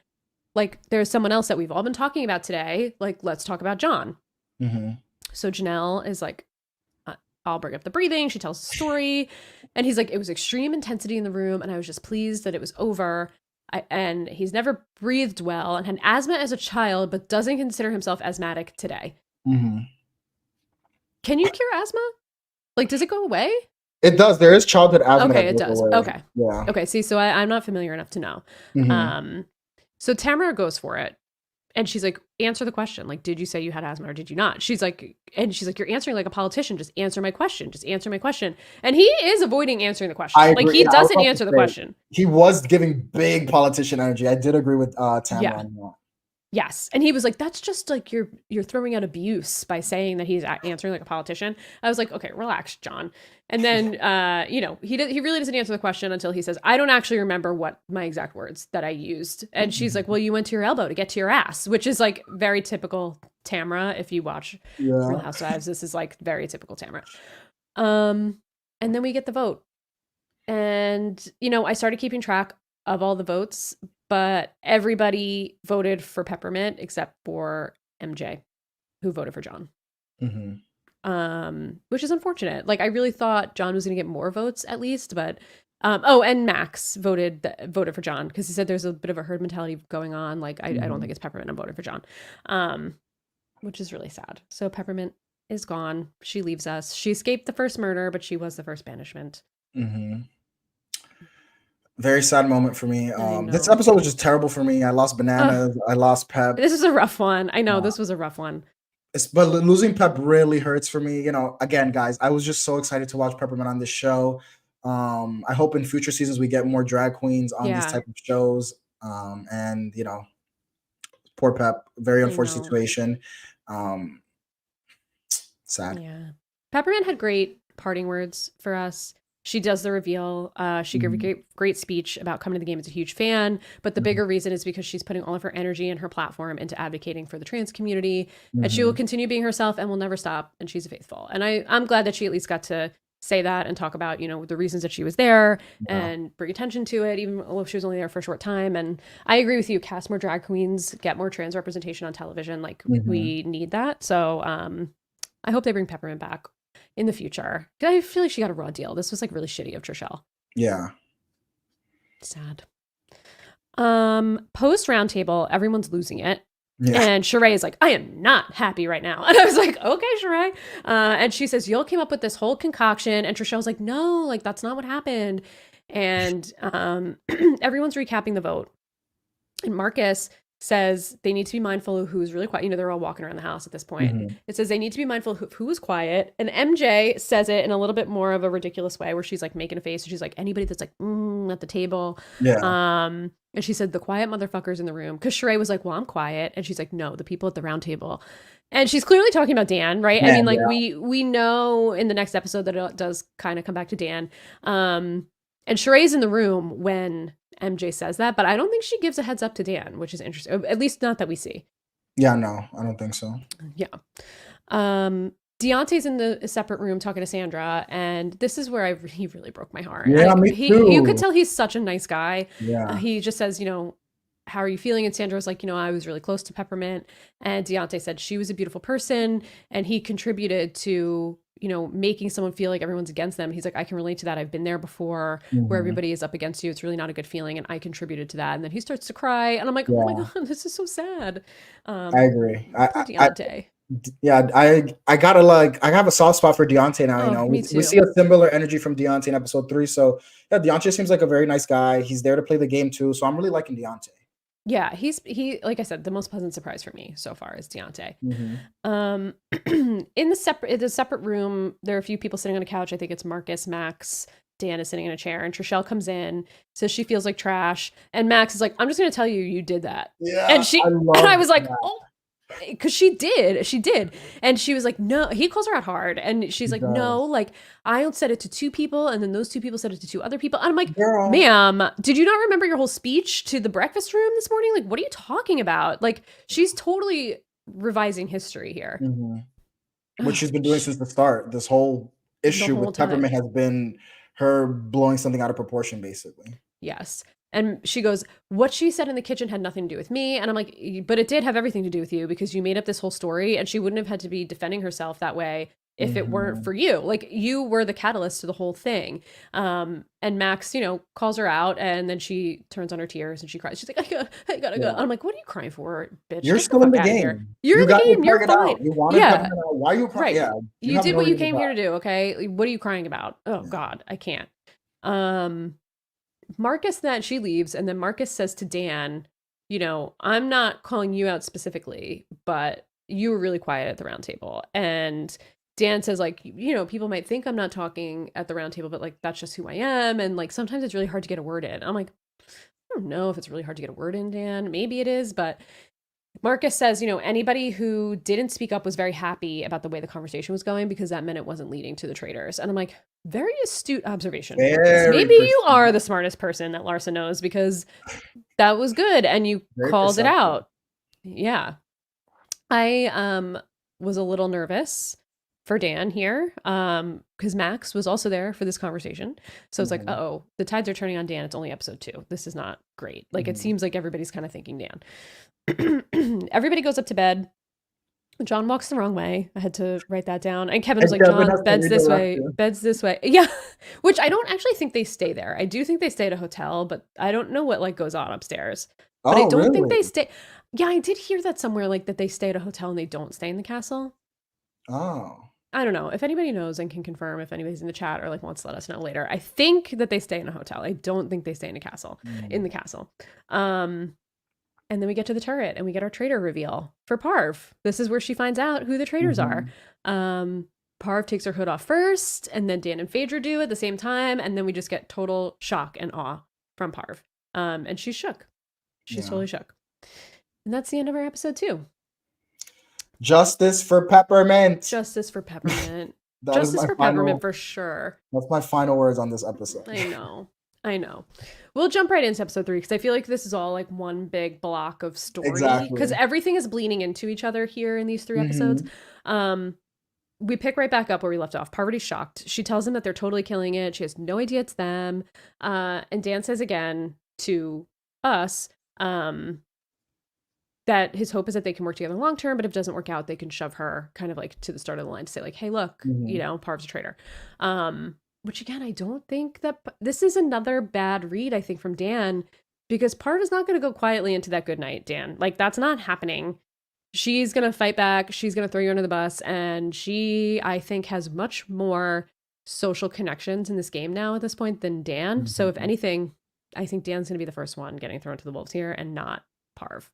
Yeah, I think Dan picking, if you wanted to pick someone who you think you can manipulate or to one up, you pick a Bergie, anybody else. Yeah, I think maybe Sandra's the only other person who would be the worst. Like the 2 worst people to pick would be Parv or Sandra, and you pick Parv. So, you didn't pick a Kevin, pick a Bergie, pick even Janelle. I feel like would be under Dan's mist. Yeah, because Janelle gets misted. Like she was misted by Dr. Will big time. Like I just feel like she would have been under Dan's mist the whole time if they were traitors together. So he could have done whatever he wanted with Janelle. But like Parv is not that. He can't manipulate her. So Dan says he has a shield. They can murder whoever they want. So Parv suggests murdering Deontay. And I was like, no, not Deontay. And she just say, he doesn't have a shield right now. I feel like he'll be able to get a shield in any other competition or challenge. Dan brings up Marcus. And here's another thing where I'm like, Dan, we can't be doing this. We can't be just getting rid of all of these guys who might find you out or have called you out. Like, this is going to point to you at the end of the day. And in a roundabout way, it definitely did. But like, Max was there for that conversation. And if Max was paying attention to what happened, this could have been it for Dan. Like, Max could have used this against Dan and like, it would have been a wrap. So I really thought this was a bad option for Dan. And then they said Janelle. She's super smart. She's game. I think Phaedra brought up Janelle. She's smart. She's gaming. Mm-hmm. And Dan says that she will cause a problem for them at the round table at some point because Mm-hmm. people do listen to her and she's powerful. I hated all three of these choices actually. Mm-hmm. Because we've talked about how much we love Deontay so far. I think Marcus is an interesting faithful. He's the type of faithful I like to watch. Mm-hmm. He's not stupid. He's figuring things out. I wanted to see what else he had to say. And then Janelle, of course, I don't want Janelle to go this early. Yeah, I think so. I think on paper, murdering Marcus is a good idea because he does, we learned that people trust him. Mm-hmm. He's calling out, he called you out to your face that, bro, I'm not saying Right. you're the person I'm calling out, but nudge, you are the person I'm calling out. Stop being so quiet. So he is someone that you need to watch out, but I agree. You shouldn't murder someone right after they basically confront you. I just don't think that's good gameplay. So I'm like 50-50 on whether I would kill Marcus. Like I understand part of where Dan's coming from, but I don't think Dan in this instant was looking for like the long game. Like is murdering him right the exact moment the right choice? So I don't know if killing Marcus was the best idea. I think I just don't love Dan bringing it up. Like I think if Parv or I keep saying Sandra, Parv or Phaedra brought it up, I could say like, oh, okay, that's an interesting choice. And that's probably a good thing because they are definitely a dangerous traitor. But Dan saying it right after he gets called out with Max being right there. I mean, Max didn't say anything about it to anybody that we saw. So I guess that's okay. But it just feels so risky. And it's like the second someone calls you out, you're going to just murder them. I feel like you need to think a little bit of like a longer, like just a little bit further ahead that this might not be the best move right now. So I don't know. But I think in general, Marcus is probably a good kill for the Traitors, yeah. If he didn't just call Dan out, because I do feel like he apparently is very influential and people take his opinion into consideration. So we don't find out right away who gets murdered. We go to breakfast. Max is first in with Larsa and Phaedra, and he says his wish came true. He wanted to be first at the breakfast so he could watch everybody walk in. And he meets a lot of people in his professional dancing profession. And so he has good instincts. I'm like, okay, I mean, you're just dancing with people. I don't really know, but sure. Whatever. And Larsa said she's leaving a seat for Marcus just in case. And Phaedra plays this so well, in my opinion. And she's like, don't say that. Don't say just in case. You have to manifest. Like, I thought that was like so convincing from Phaedra that I'm like, oh yeah, she's very smart. She can really turn it on for these people. Max thinks Trishelle is in danger, and my feeling is like Trishelle's going to be sticking around for a long time. Okay, I wrote that in my notes. Trishelle's making it far, unless they're never going to murder Trishelle. I don't think they will ever murder. The Traitors will murder Trishelle unless she gets banished later on. But I think Trishelle's unfortunately going to make it very far in this season. I think so too. She brings up a lot of people that she just makes a lot of distractions that keep things away from the Traitors. And if I'm a traitor, I'm keeping Trishelle as long as possible because she causes issues and people are going to banish her at a round table. So like she's never going to find us. Although she does bring up Dan's name this episode. So I don't know. I do think, that was a bad read from Max. And Trishelle walks in next and they're like, oh my God, we're shocked, blah, blah. Peter and Dan are next in. And then this is where Peter is like, I would randomize who I murder. More theories. And I'm like, why are you saying so much? And we get a confessional from Dan saying like, Peter's really smart and strategic. He's just not smart enough to know he's sitting next to a traitor. And I'm like, well, yeah, I guess not. Sandra and John walk in and then you hear Phaedra in the background go like, who'd you kill, John? And I also love that really too from Phaedra. Yeah, that was great. Bergie, I think he's in. He's trying to figure a couple things out. He wants to stay alive. I think he wants to start like getting his footing in the game, putting some things together, making a name for himself. And then we're getting close to the wire, and Lars is panicking because he's not in the room yet. CT comes in, gets a standing ovation. So I'm like, oh, everybody loves CT. Apparently, everyone's like, usual, CT on every show. I know he's so popular. And then it's down to the wire. Marcus isn't coming. He's dead. Marcus is dead. And Larsa is like, all the housewives like surround Larsa and they like are standing up and hugging, and she's like, oh, like he's actually dead. And this was just so funny to me. Like this was just such a funny scene how they're all comforting her. So it's dramatic. Like, girl, he's in the hotel up the block. Like it's fine.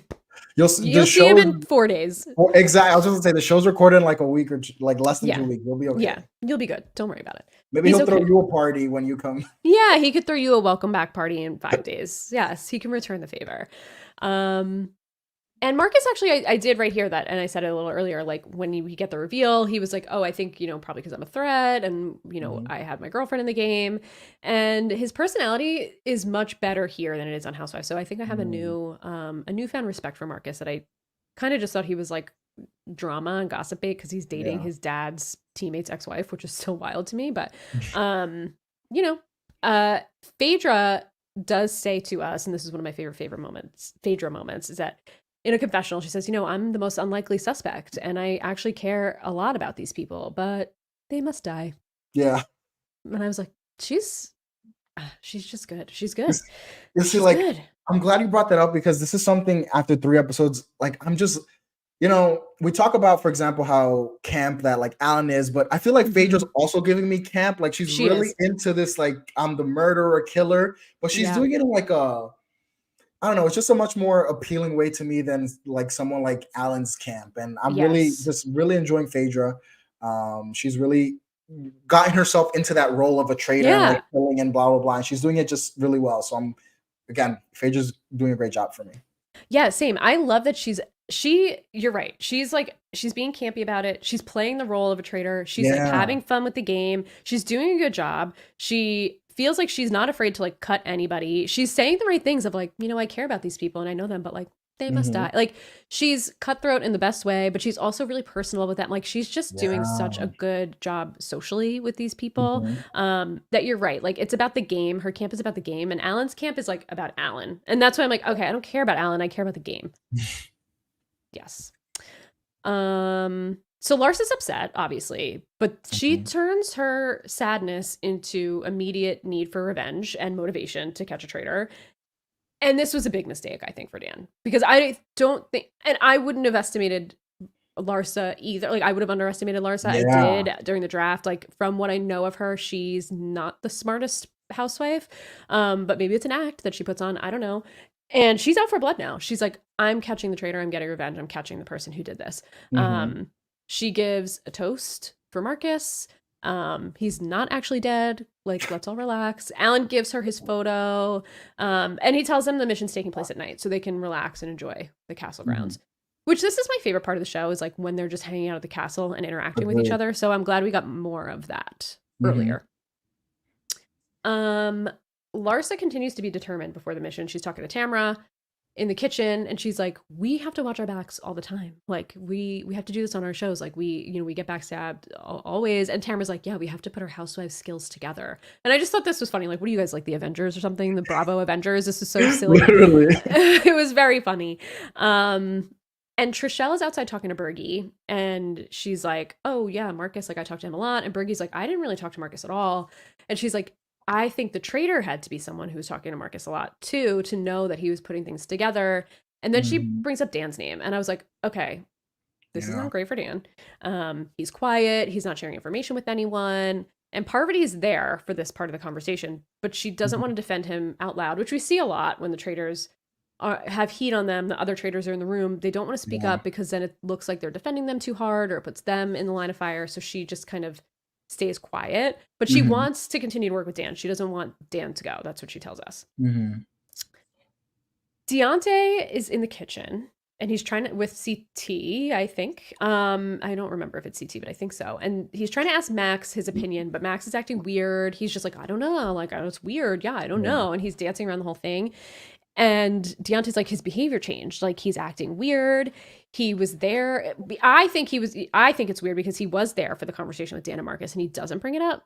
And if I'm Max, I'm like, oh yeah, well, Marcus said something to Dan last night and then like about being suspicious Mhm. and now he's gone. Like maybe we should look at Dan, but he doesn't think that way. And Deontay now is like tuned in on Max. He's like, his Max, behavior yeah. changed. He's suspicious. He's being weird. You have to follow your heart and not your brain because then like you Right. can't regret it. And I'm like, oh, poor Deontay. Like he's not gonna take this well. Poor At Deontay. all. No, poor thing. But he's playing. Like we said earlier, he's Yeah. playing the game, and I love to see that. Larsa is also holding court in the library with some of the Bravo women, and Dan is in the room. Janelle is also there. And Janelle says something interesting that it's probably a man because a woman wouldn't murder Bananas or Marcus, which is, I don't know why she said that, but I don't necessarily disagree with her thought there. I don't know why. Like, I just don't really disagree. Like, you're right. I don't really. Dan brought up both of those murder victims. The women went along with it, but like it wasn't their idea. And I don't know what about it I agree with, but I'm kind of like, yeah, I guess I don't know. I kind of agree with what she's saying for no reason. I just kind of am like, oh, that's an interesting point. Yeah, no, that I agree. I wrote that down too. That like Janelle brought that up, and I also don't understand why she would say that. Yeah. I literally was gonna ask you, like, what do you think Janelle meant by that? Like, why I would don't a man kill know. other men? Because if anything, I would feel like the men would want to stick together, and then so they wouldn't kill each other. I don't know. I wonder if it's like because they were more alpha, so the men were feeling more threatened by like the alpha males in the house. Because I'm trying to put my finger on why I kind of agree with her, and I can't really do it either. But that's where I'm leaning. Like the women aren't threatened by the alpha male personalities in the house, but I feel like the men do get a little bit more threatened by like other alphas. So they're gonna keep like, you know, the non-alphas around, like the Petes and the Kevins and the Bergies, and get rid of like the Bananas, the Marcus, who people listen to. I don't know. I just thought that was interesting. So I'm like, she kind of has a point, maybe, if that's where she was coming from. And Larsa is like, it's a man. Like, it's gonna be a man. And she asks Dan what he thinks, and he gives an all-time bad answer. All-time bad answer.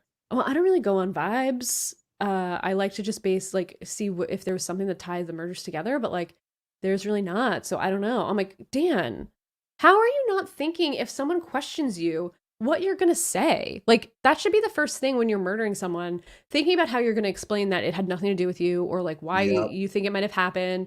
Maybe throw some suspicion on someone else. And he's just like floating in the air with nothing to say. And I'm just so confused and surprised at this gameplay from Dan. Yeah, like is he not, you know, if I were on the Traitors, I were a traitor, every time I murder someone that night, I'm going to be laying in bed for like 2 hours. That's all I'm thinking. What I'm going to say, I'm going to do this, the reason's this, blah, blah, blah, blah. Like, I probably wouldn't sleep that much, honestly, if I were a traitor or a faithful, but you know what I'm saying? Like, you should be thinking 10 steps ahead always, because you don't know who's going to press you. Especially if you're killing someone's husband, like, hello, you don't think Larsa's going to be shook after this and be trying to really find the traitor? So, Dan, brother, come on. Yeah, this is rough to me. At least even with the murder choices themselves, like, yeah, in the beginning there's not that much to go on, but I would be trying to pick people who you could tie to other people. Where like Marcus, you can't really tie to anybody. Like, why would anybody get rid of Marcus? I don't really know. He hasn't had drama with anybody. It is a surprising choice. Like, pick someone like maybe not a Trishelle, but like just someone, a John or something, which would be waste for sure. But it just, I don't know. It just didn't feel. It didn't feel smart in any way. Larsa does hone in. She's like, it's a man. Yeah, I think it's a man. And she's staring at Dan. She's giving Dan the evil eye, and Dan feels it. He's like, she's grilling me. She's staring at me. Okay, but Dan, he still doesn't do anything about it. He doesn't do anything about it. From here, they go to the next mission at night. They're at a graveyard. Johnny Bananas has a grave there. There's a couple of people. I think there's like a Ryan Lochte grave. It's like very random. They have to dig in these graves for gold and shields if they want them. And there's like tombs and stuff. They have to break them. There's tools hidden around the graveyard. And it's at night, but there are 2 spotlights that move around the graveyard, and they can't get caught in the light. So they go in heats. Basically, I think 6 people start. And then if someone gets hit by a light, they pause. That person's out and they get put to the side. And then another person has to come in as a sub. This is a pretty fun, interesting mission, I thought. I kind of liked it. Sandra, again, was like in the first group, and she was like going hard. I'm like, okay, Sandra's like a comp beast in the Traitors. I'm so confused. She came to play, baby. She came to play. She had, like, I don't know if you saw the gash on her head after when she was at the round table. She posted on Instagram that it was a scar because she slammed her head into one of the tombs, and she still has it. After filming, and she posted a current picture. I'm like, okay, Sandra went really hard for this mission. Yeah, couldn't be me, I gotta be honest. So, you know, not a ton to really say here other than like Bergie came through and figured out the pattern of the moving lights, because everybody was getting caught in these spotlights. They were pretty big, pretty large areas of the light, and Bergie was like yelling. He's like, I figured out the pattern. And like all the women on the side were like, no, Bergie, that's not it, Bergie, like that's not it, that's not it. And they kept like telling him no. And then finally someone was like, listen to Bergie figured it out. And then Bergie like showed up, and he was like, okay, move this way, and he took charge. And I really feel like everybody was like, Bergie is a hero. When he did end up getting caught, he got like a hero's reception on the side. Like everybody was clapping for him. He was like giving high fives down the line. And it's like, all right, good for you, Bergie. Yeah, we got a really cute moment for me when Phaedra was like, "Oh, not Burgalicious, not my baby." She said, Yes. I was like, that is so funny. Just I don't know, just to see Phaedra just say that about Bergie. I thought that was sweet. And again, so just talk a little bit about Bergie. Going into this show, I didn't know anything about Bergie. I didn't see the most positive reaction online, so I don't know what he did on Love Island. I don't know why people on Love Island don't like him. But to me, he's giving very like naive little boy just thrown in this sea of wolves, and he's just trying to figure out his way. And for me, he's honestly a little endearing. So I hope he didn't do anything too bad on Love Island that I'm saying that. But I'm actually kind of liking Bergie. Like, he's just trying to find his footing and trying to be respected in this game. It seems like I think he mentioned in a confessional that like no one ever listens to him in his real life, and like people like always think he's like whatever, less than or whatever. So I don't know. I think Bergie's a little endearing, and I'm kind of interested to see what he does in the game. So I don't know why people don't like him from Love Island, but I'm liking Bergie so far. Me too. I'm same as you, coming in completely naive to anything Bergie related. So I don't think he's problematic. Like, I didn't get that vibe from Bergie. But if he is, like, then okay, he can go. But like for now on the show, similar to Phaedra, like the way they're showing up on this show, they're kind of winning me over. And I was happy for Bergie that like people finally listened to him and he got to prove himself a little bit. Like everybody, what Banana said in the first, that he soiled himself and they were making fun of him for blushing. Like it felt like this episode he came into his own a little bit. So like shout out to you, Bergie. Good job. And they got no money up until Bergie came in and helped them and figured out the pattern. So like good for him. So they were finding the tools and stuff. Peter got a shield first and Janelle wants to get the shield. And this is such, again, peak Janelle. We've actually seen this happen on Big Brother 7 All Stars. Janelle wants to go get the shield and she's breaking the thing open, and Ekin-Su also wants to get the shield. So Ekin-Su comes in and Janelle was there first and Janelle was getting the shield out of the thing, and Ekin-Su put her hand in the box and Janelle like shoved her out of the way to pull the shield, which we know she did to James Ryan to get the whatever it was for Otev and Big Brother All Stars. And we got the I am harm confessional from from James. It was an iconic moment. And Janelle just does it again. Like she hasn't changed. That was over, I don't know what year that was, like 20 years ago, maybe maybe not, but like close to. And she's doing the same shit on the Traitors, shoving people out of the way to get her veto. And I love to see it. But Ekin really made a big deal out of this, I think. She did. Again, I don't know. What I was thinking was, I guess we kind of already discussed, like someone who goes so hard for shields, does that make you suspicious of them or not? I guess not. But yeah, I think, I don't know. It's just, I feel like knowing Janelle is just such Janelle energy, and like, sorry, Ekin-Su, it's just a shield. Relax. I know. It's fine. You're not going to get murdered. It's fine. Yeah, no one's talking about you, Ekin-Su. There's like 10 people ahead of you. Exactly. You're fading in the background. If anything, you bringing up this drama puts a spotlight on you, and that's what you don't want. If anything, I would be like, yes, maybe I'll bring this up later when there's some heat on Janelle, and then be like, remember when you did that to me, Janelle? Yes. So I would like, if I were Ekin, you want to be in the background in the beginning. So. Oh my God. Yes, totally. That's really all I have for the mission. Anything else mission-wise? Did you track how much money they got? I think 18,000. 19.5. Okay, so that's pretty good out of what, 20, right? That was like the 20. Potential earning. So for them getting nothing at the beginning until Bergie started helping to getting almost a full pot, pretty impressive. Got to shout out Bergie for that. In the car on the way back, we have Janelle's car, we have Ekin's car. They're both talking about it. And someone in Janelle's car is like, you should call her out. I don't remember who said it, maybe Larsa. And Janelle was like, well, if she's talking shit about me, then I will. And I'm like, oh God, this is going to be just a mess. But Ekin-Su's like pissed about the shield. She's making a big deal about it. Two totally different stories happening here. We get back to the castle. And Max says that his game plan is to join all the conversations. He belongs everywhere. He's like dancing down the stairs. He is like very excited for some reason. I don't really know why. But the ladies are in a room and they're talking and they bring up Dan and they're like, yeah, we're going to banish Dan tonight. Like we're banishing Dan. And I'm like, oh shit, this is really bad for Dan. Like this is really bad. MJ's hot on Dan. Yeah, she's hot on Dan. Yeah. And like, she's not wrong. She wants to put the spotlight on him and make him defend himself at the round table, which I did. Even if like you don't vote Dan out, I do think it's a good strategy to be like, I think it could be Dan, so I want to hear his, I want to hear what's on his mind. And I like that from MJ. I'm like, okay, good. Yeah, call him out. Let's see what happens. Separately, they're in the library and there's a bunch of people in there. And Max comes in where a bunch of people are talking. And Deontay happens to be there. And he comes in and then he just like leaves like a weirdo. Like he's acting weird. He is acting weird. I don't know why he would do Deontay's that. like, I'm going for Max. I don't know why he would do that either. Like, why are you just going in and out of the rooms? Like, it's weird. This is weird behavior. That makes you look very, very suspicious. So very weird gameplay on Max's part.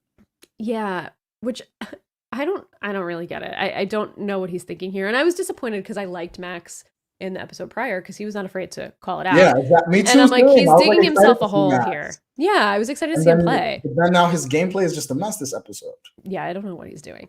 They're all talking about Max. Deontay says like he's been acting weird. And then CT is just like, I don't have a fucking clue what's going on. And I thought that was so funny that CT was like, I have no fucking idea what's happening. Yeah. I'm like, shout out to you, CT. Peter and Kevin are talking in the kitchen, and this is weird to me. This is where Kevin brings up Janelle, and then Peter's like, no, it wouldn't be Janelle. She wouldn't be going this aggressively. And then Peter's like, I have a plan. Like, we need to act like we're not cool with each other, and let's vote for each other tonight. And we'll just like make it seem like we're not close, and then people keep us around because they think we're coming for each other. And Kevin's just like, yeah, like Kevin clearly has no clue what's happening. So he's just like, okay, yeah, like let's vote for each other. I'm like, what? Why? I wouldn't want votes on me. Just in the event that like for some other reason people are going to vote me and I don't know my name's out there, I want any less vote against me is better. Like I wouldn't want my closest people in the game to be like voting for me for no reason. Because that's going to gain steam eventually. Exactly. Like I wouldn't, the goal for me on the Traitors would be never to have my name out there. Yes, exactly. All. Exactly. Even as a joke, as a throw vote, no, just please never say my name unless it's a positive light. Right. Just say nothing. Just say nothing. So I didn't really understand this plan from Peter and Kevin. It just makes it very suspicious that, because I guess we're not the round table, but unless they for somehow sell why they would target each other, which would then put a target on your back. Comes out of nowhere. So yeah, I don't think that was a good gameplay, that part, but I did also write in my notes that I think Peter is smart, very smart. Just what he said about Janelle. Like, I agree. Janelle's so gung-ho. She's talking too much. Like, she's not a traitor. So I like that I like that Peter dissuaded Kevin from targeting Janelle. But then that other part was like, he like canceled out because I don't think that's a good plan. Yeah, I agree. And then it also feels like at the round table, I'm voting for you and you're voting for me, right? But no one else is voting Katie or Javier. So it's like, obviously we plan to vote for each other. Yeah. So what's going on? Like, clearly people are going to be like, oh, no one said Peter's name at all, but Kevin voted Peter. But Peter also voted Kevin. Like that seems weird. I don't know. I didn't like that plan at all. But we'll see what happens. I feel like that's not going to go unnoticed. At least I hope it doesn't go unnoticed because it's a little strange. Agreed. I also worry a little bit about Janelle, that she's so obviously a faithful that she's going to get murdered, because she's never going to get banished at the round table at this point. Either she'll be recruited, maybe, or she'll be murdered because it's when she doesn't have the shield, because I just feel like she's making it too obvious that she's a faithful. So there's really no reason for the traitors to keep her around. Like she's not really benefiting them in any way. So I worry a little bit about her. I do. And even just knowing Janelle, even if I can just see the storyline flipping on Janelle and it'd be like, you're so gung-ho about these shields because you want us to think you're a faithful, but you're a traitor, so then she'll get banished. So either if Janelle she needs to just relax on finding all these shields, just because I can see it going either way. The traitors target you for that reason, or the people, the faithfuls, think you're a traitor because you're trying to prove so hard that you're a faithful, if that makes sense. Exactly. So either way, I think Janelle needs to calm down on the comp wins. Yeah, I know. This isn't Big Brother. Yeah. Janelle. It's not Big Brother. Before the round table, Dan and Parvati have another quick one-on-one conversation, which Parv pulls him just to bring him up to speed, like, your name's out there. And Dan's like, oh, okay. Like, and here I'm like, okay, here's where Dan's going to turn it on. We're getting Dan's funeral part 2. He's going to come in. I was like, all right, I'm ready. As soon as we go to the round table right after, and then I'm like, all right, we're getting Dan. This is where Dan's going to come out. He's going to snow everybody. It's going to be amazing. He's going to eat them up at the round table. Bergie kicks it off at the round table, flips it right to Dan, which I was shocked. I did not think Bergie was going to be the one to start it. And Dan is like, I know I'm quiet, but if being quiet's a crime, so be it. And I'm like, this Like isn't what? really what we're getting from Dan, right? Like, that's not what we're getting. And he said he only speaks up when he's sure about something because when he takes a shot, he doesn't miss. I'm like, okay, fine, maybe for the roundtable, but you're not having conversations with anybody in the house that we're Mhm. seeing to make them even trust you that, like, when you say something at the roundtable, they should trust you because you're not building any relationships with anybody. So, like, maybe that could be true, but you're not playing the social game in the house that you need to be playing to have the influence that Deontay had at this roundtable Mhm. and that Sandra had at this roundtable. Like, what's going on? You got to do one or the other. You can't just say, when I say take a shot, I don't miss. I'm like, well, you need other people to be with you to take the shot, and nobody's with you right now, Dan. Everybody's against you. I was so hyped that Dan was going to turn it on here, and he just kind of flopped a little bit for me. Yeah, honestly, the only thing that saved Dan here was Deontay going so hard for Max, Yes, and I Dan fear would for be Dan. out if it Yeah, weren't for exactly. Deontay. Deontay being so wrong really saved Dan, and also Max just being weird this episode. Yeah. But yeah, I don't know. I I just don't foresee a world where I can see Dan unfortunately save himself by the end of the show. But I hopefully I'm wrong know. because again, like you said, I want to see Dan turn it on and somehow pull a funeral 2.0, but he did not do that this episode for me. I know. I really thought we were gonna get something. I don't know. So yeah, Deontay speaks up on behalf of Dan. It's like, I really don't think that I do think Dan is a faithful. I don't think we should banish people just because of their personalities and because they're quiet. Mm-hmm. And which, okay, that's not. And he's like, but I'm going to talk about people whose behavior has changed. And Deontay gives us a little show here, the way he calls out Max. I loved every second of it. He was like talking about how he changed and whatever. And he's like, Max. So Max is like, oh, he said he wears a poker face that could fool a clown. And I'm like, I don't really know what that means and what poker faces and clowns have to do with each other, but like, I like where you're going here. Mm-hmm. And he says the impression that Max gave at breakfast was fake. He already knew he wasn't going to walk through the doors. So, Max is like, I'm really not good at defending myself here, but like, I'm going to say, we do get Sandra also backing up Deontay before Max defends himself and says, like, when everything was going on with Peppermint and we were all showing our things, you were like laughing. So can you explain why you were laughing? And he was like, I don't know. I was just like having a good time. I'm like, that's okay. Fucking weird, first of all. And he was like, I was having a good time in the moment. And then he's like, well, if the game is to just like, you're going to say a name, then I'm going to say more names. And like Janelle and Ekin-Su, like, what's going on here? Yeah. And they do go at it a little bit, Janelle and Ekin-Su. And I got to be honest, Ekin-Su ate Janelle up a little bit in this, I thought. Really? Why do you say that? Think so. She was just like, I just know you're a selfish person and it's fine. And Janelle was just like, and like didn't say anything. She said, but, and then she would just like kept it moving and was like, so Max, you really no need to bring our names up to like get to dissuade off of you. Like, you don't have to, like, that's kind of traitorous behavior or whatever. But Janelle, she just left Janelle kind of speechless when she called her. I guess you're right. So Yeah, like, Janelle didn't really fight back that harsh. It's almost like Janelle said, well, you're right, I am selfish. Right. That is what I'm doing. Yeah, sorry, I'm trying to save myself, But yeah, you're right. I guess you're right. Ekin-Su did eat Janelle up a little bit. A slight. She took a snack, a little bite. So Max also, or CT does speak up against Max too, and says the deflection that you're doing right now does seem like it would be a traitor strategy. And then Max is like, well, what about you? I was going to bring you up. So CT is like, oh, so the game we're playing now is like, if someone accuses you, you're just going to accuse them right back. And then he brings up something. Yeah, Max is a mess.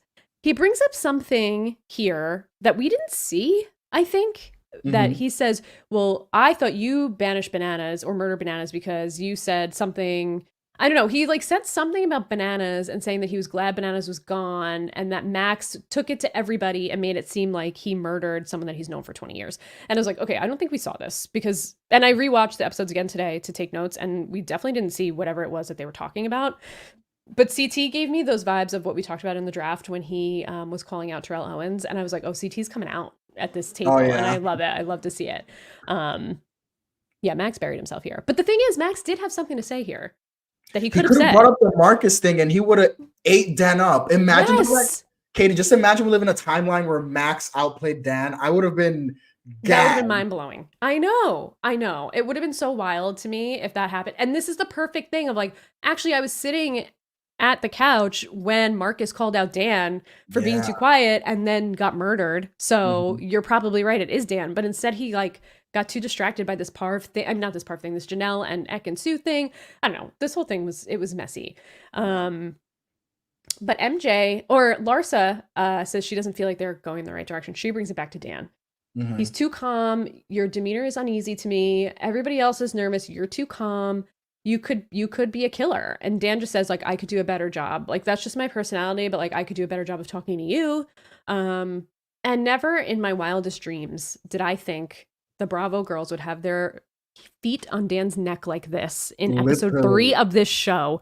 But the Bravo girls are coming for Dan. And I'm just like, well, Dan, never underestimate the Bravo girls. Trying to end this man. Yeah, they really are. And they think they're going to have a really good opportunity to do it. Yeah.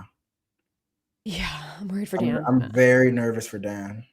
We have Isaiah in the chat right now standing up for his man. Isaiah did say he's playing the long game, and he said he's never been the type to start out strong, and he starts slow and quiet and turns it up after setting a foundation. But Isaiah, this is a different game. This is a different game. He's up for banishment every week, every round table he can go. He's got to turn it on. He doesn't have the luxury of time, unfortunately, on his side here. Especially if he has a shield. Like, even if he has a shield, it doesn't protect him from the banishment, and the eyes are on him. He's gonna have to make a move here to get the suspicion away from him. And I don't know. It just feels like tonight was the night to do it, and he didn't do it. He didn't sway people that he needed to sway. No. It's just the fact that Max was so bad that he got the votes. Exactly. That's really what it was. And the votes were kind of all over the place. They were, which I enjoyed. I liked how they were kind of messy votes. Like everyone voted, like 5 people, I think, got votes, or like 4 or 5. A lot of people got votes. Kevin, Peter, Janelle, Ekin-Su, Max, and Dan got votes. Yeah. So that was great for me as a viewer. It's just exciting to see that. You know, it's kind of like where if anyone watches Big Brother, like that whole like mob mentality, we hate to see it on Big Brother, like 16-0 votes, unanimous votes. So it was good to see like a non-unanimous vote here. Yeah. I thought, what did Phaedra say that Ekin-Su started an estrogen war? Estrogen riot, and I wrote that down because I was estrogen riot. Yes. Phaedra is too good at this. I know. And Sheree voted Janelle. Oh, sorry. Yeah. No, I was just gonna say, like, Phaedra, come on. Like, I don't know. If I'm a traitor, I'm also not trying to like throw like a throwaway vote almost. But I guess Phaedra's so well liked that it's probably not going to bite her in the butt. But I don't know. Throwaway votes are just weird to me when you're a traitor. So I thought it was funny. I thought it was very funny. And I thought it was like reasonable enough to vote one of those two. I mean, it doesn't really point to either one of them being a traitor necessarily, but I think, you know, there was enough heat out there that if she didn't want to vote for Max for whatever reason, I mean, Max is easy. It seemed like that's where everybody was going, so she could have voted for him. But I thought the estrogen riot comment was really funny. And Sheree voted for Janelle and said, you're either a traitor or a very selfish faithful. And now this is where I think like these things might come back to bite Janelle a little bit. So she probably has to tone it down a little, I think. Parv voted Kevin, but had a D on her board that she crossed out. And there's been a lot of conversation about this. I feel like at least I've seen. Do you feel like she was really voting for Dan, or is this to make the Bravo girls think she was on their side by putting a D and crossing it out? And never, because she tells us like, I don't want Dan to go. I want to keep working with Dan. Do we feel like she really thought about voting for him, or do we feel like this was like a way to divert people from her? I think she thought about voting for him. I don't think that she was trying to. I don't think she thought. I mean, if she did, I hope we get her saying that, because that would be a crazy play to like. Yeah. Because we've never seen that, someone using the name board to manipulate the game. Which until this moment, I honestly didn't think about that because I still have the hashtag muted, so I haven't seen any conversation about the show beyond like what I know. So if she did do that to like get that means she's literally playing chess and Dan is playing checkers right now, because that would be a brilliant move.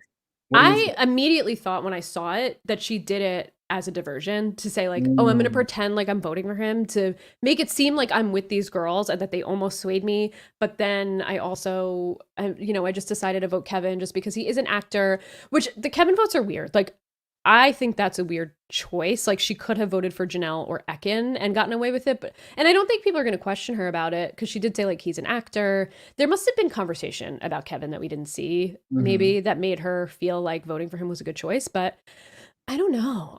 I just feel like she is thinking a couple of steps ahead and was like, all right, let me put this D because I talked to the Bravo girls, like they might think I was with them. I was in all these conversations about Dan today, so it would look weird if I didn't vote for him, but I'll just cross it out.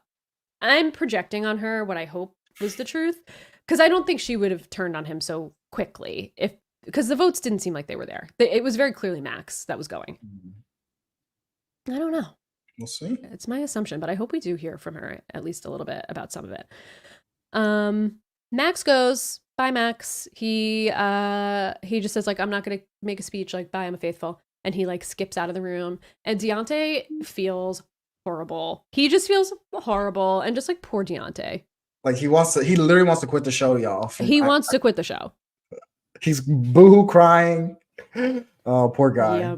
He's giving me like Meta World Peace energy from Big Brother, Celebrity God. Big Brother, who just like wanted to quit the show and like didn't want to vote for anyone. Like that's kind of like, but Deontay's playing. It's like, it's not like he's not playing. It's just he feels bad getting it so wrong and like voting people out that don't deserve to be voted out. But like, this is the game, you know, they know that it's a risk. So he doesn't even have to feel so bad. Especially when there's, actually, now that I'm thinking about it, if you are as a faithful, it probably is a good thing to make this like scene, because I don't think Deontay's doing it because he's playing a game. He's playing the game like, I want these people to really know I'm a faithful. But if you are a faithful, scenes like this would make me more likely to consider you a faithful, because you're being very over the top and emotional. So yes, I don't think he's doing it for gameplay, but it does help, I think, his game in the long run. I think so too. I totally agree. Like no one's voting him as a traitor. I really don't. I don't see that happening. And at the table, Larsa was like, I already knew it. Like, I already knew it wasn't him. I already knew. And she's locked in. I mean, Dan did nothing to change her mind. She's locked in. I think the Bravo girls are going to get some momentum here, depending on what happens, because we have something interesting still to talk about after this.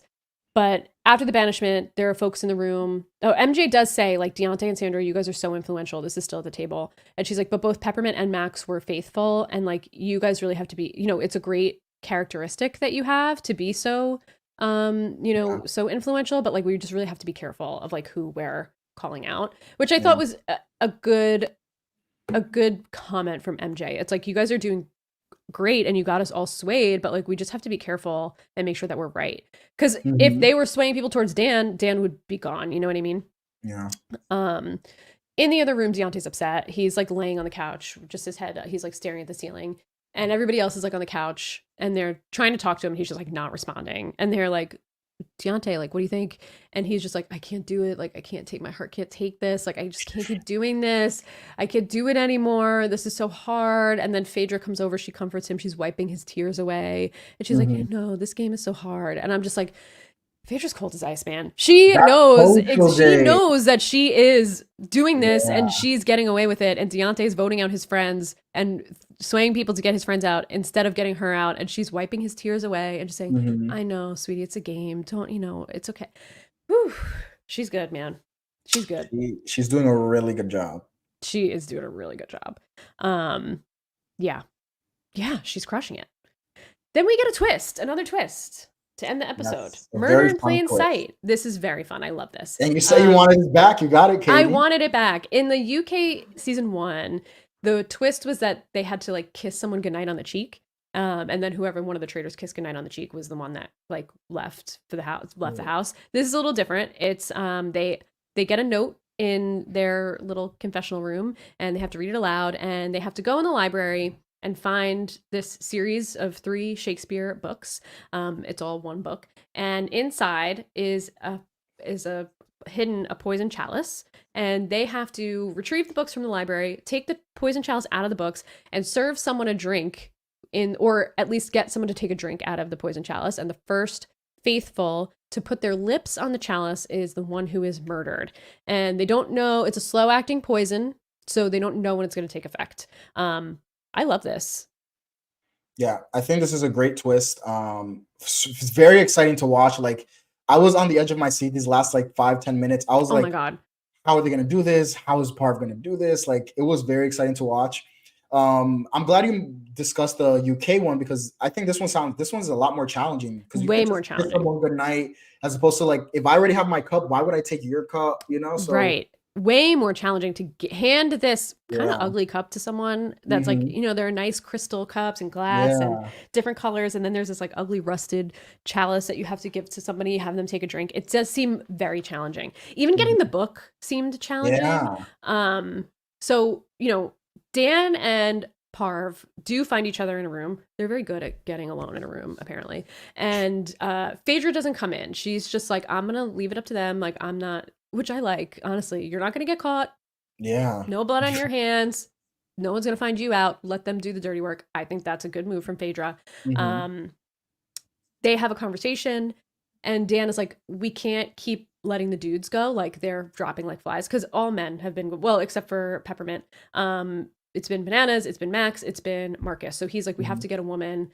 We have to get a woman, because like the dudes are dropping like flies.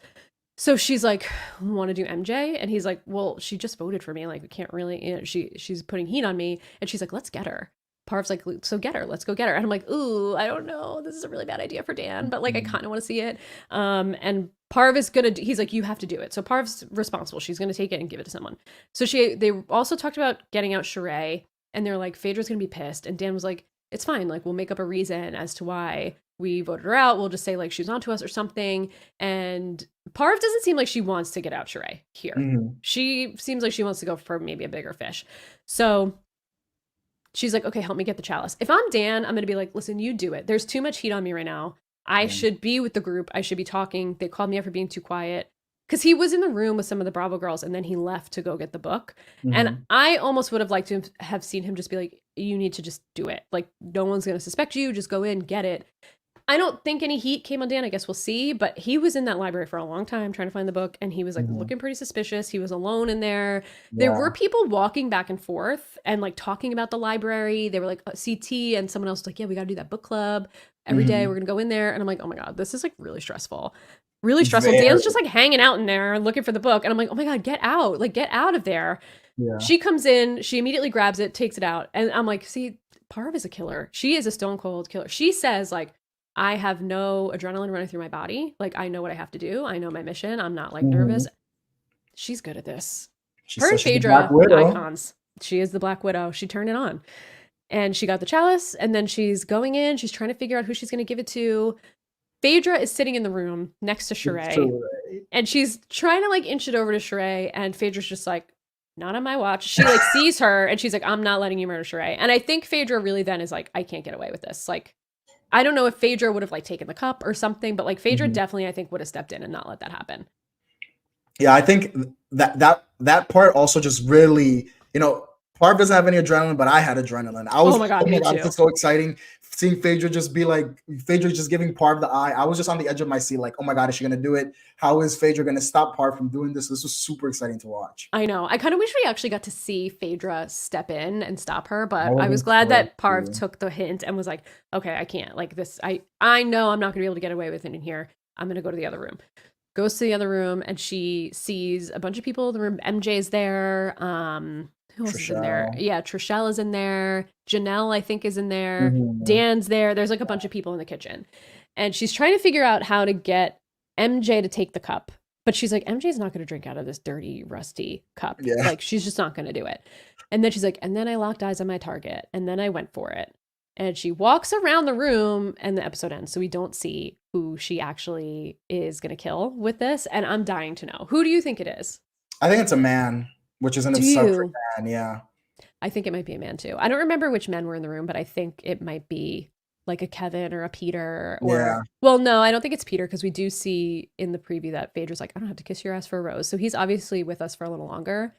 But yeah, I think it's a man. I think it's a man. Or Janelle. All of those are bad for Dan. Imagine imagine this is part of like doing this to like Weekend Dan. Maybe it is. I mean, maybe she realizes like Dan is digging himself a hole here, so better to cut bait now. And like we said earlier, it's better to like throw a traitor to the wolves earlier on to like get the faithful to like calm down a little bit, because once they start getting everything wrong so many times in a row, they get like rabid, and they're like, we have to get one, we have to get one, we have to get one. And so much heat is on Dan already. It's not the worst idea to cut bait with him and just like throw him. Not that I want to see it. Of course, I want to see Dan turn it on. I want to see him switch everything. I want to see him play a great game. But right now, it's just not looking great for Dan. So maybe now's the time. Yeah. Something else that I want to talk about. I don't know if you got this vibe, but when Parv was trying to give the glass to Sheree at first, Sandra was in there, and I don't know. Oh, I thought like Sandra was giving Parv eyes, and I don't know. I felt like Sandra might be starting. We'll see, because we haven't seen that, but I feel like that for some reason I got some sus energy between Sandra and Parv. There was a vibe, which I don't think is good for Parv, which I think is another reason Parv got out of there ASAP.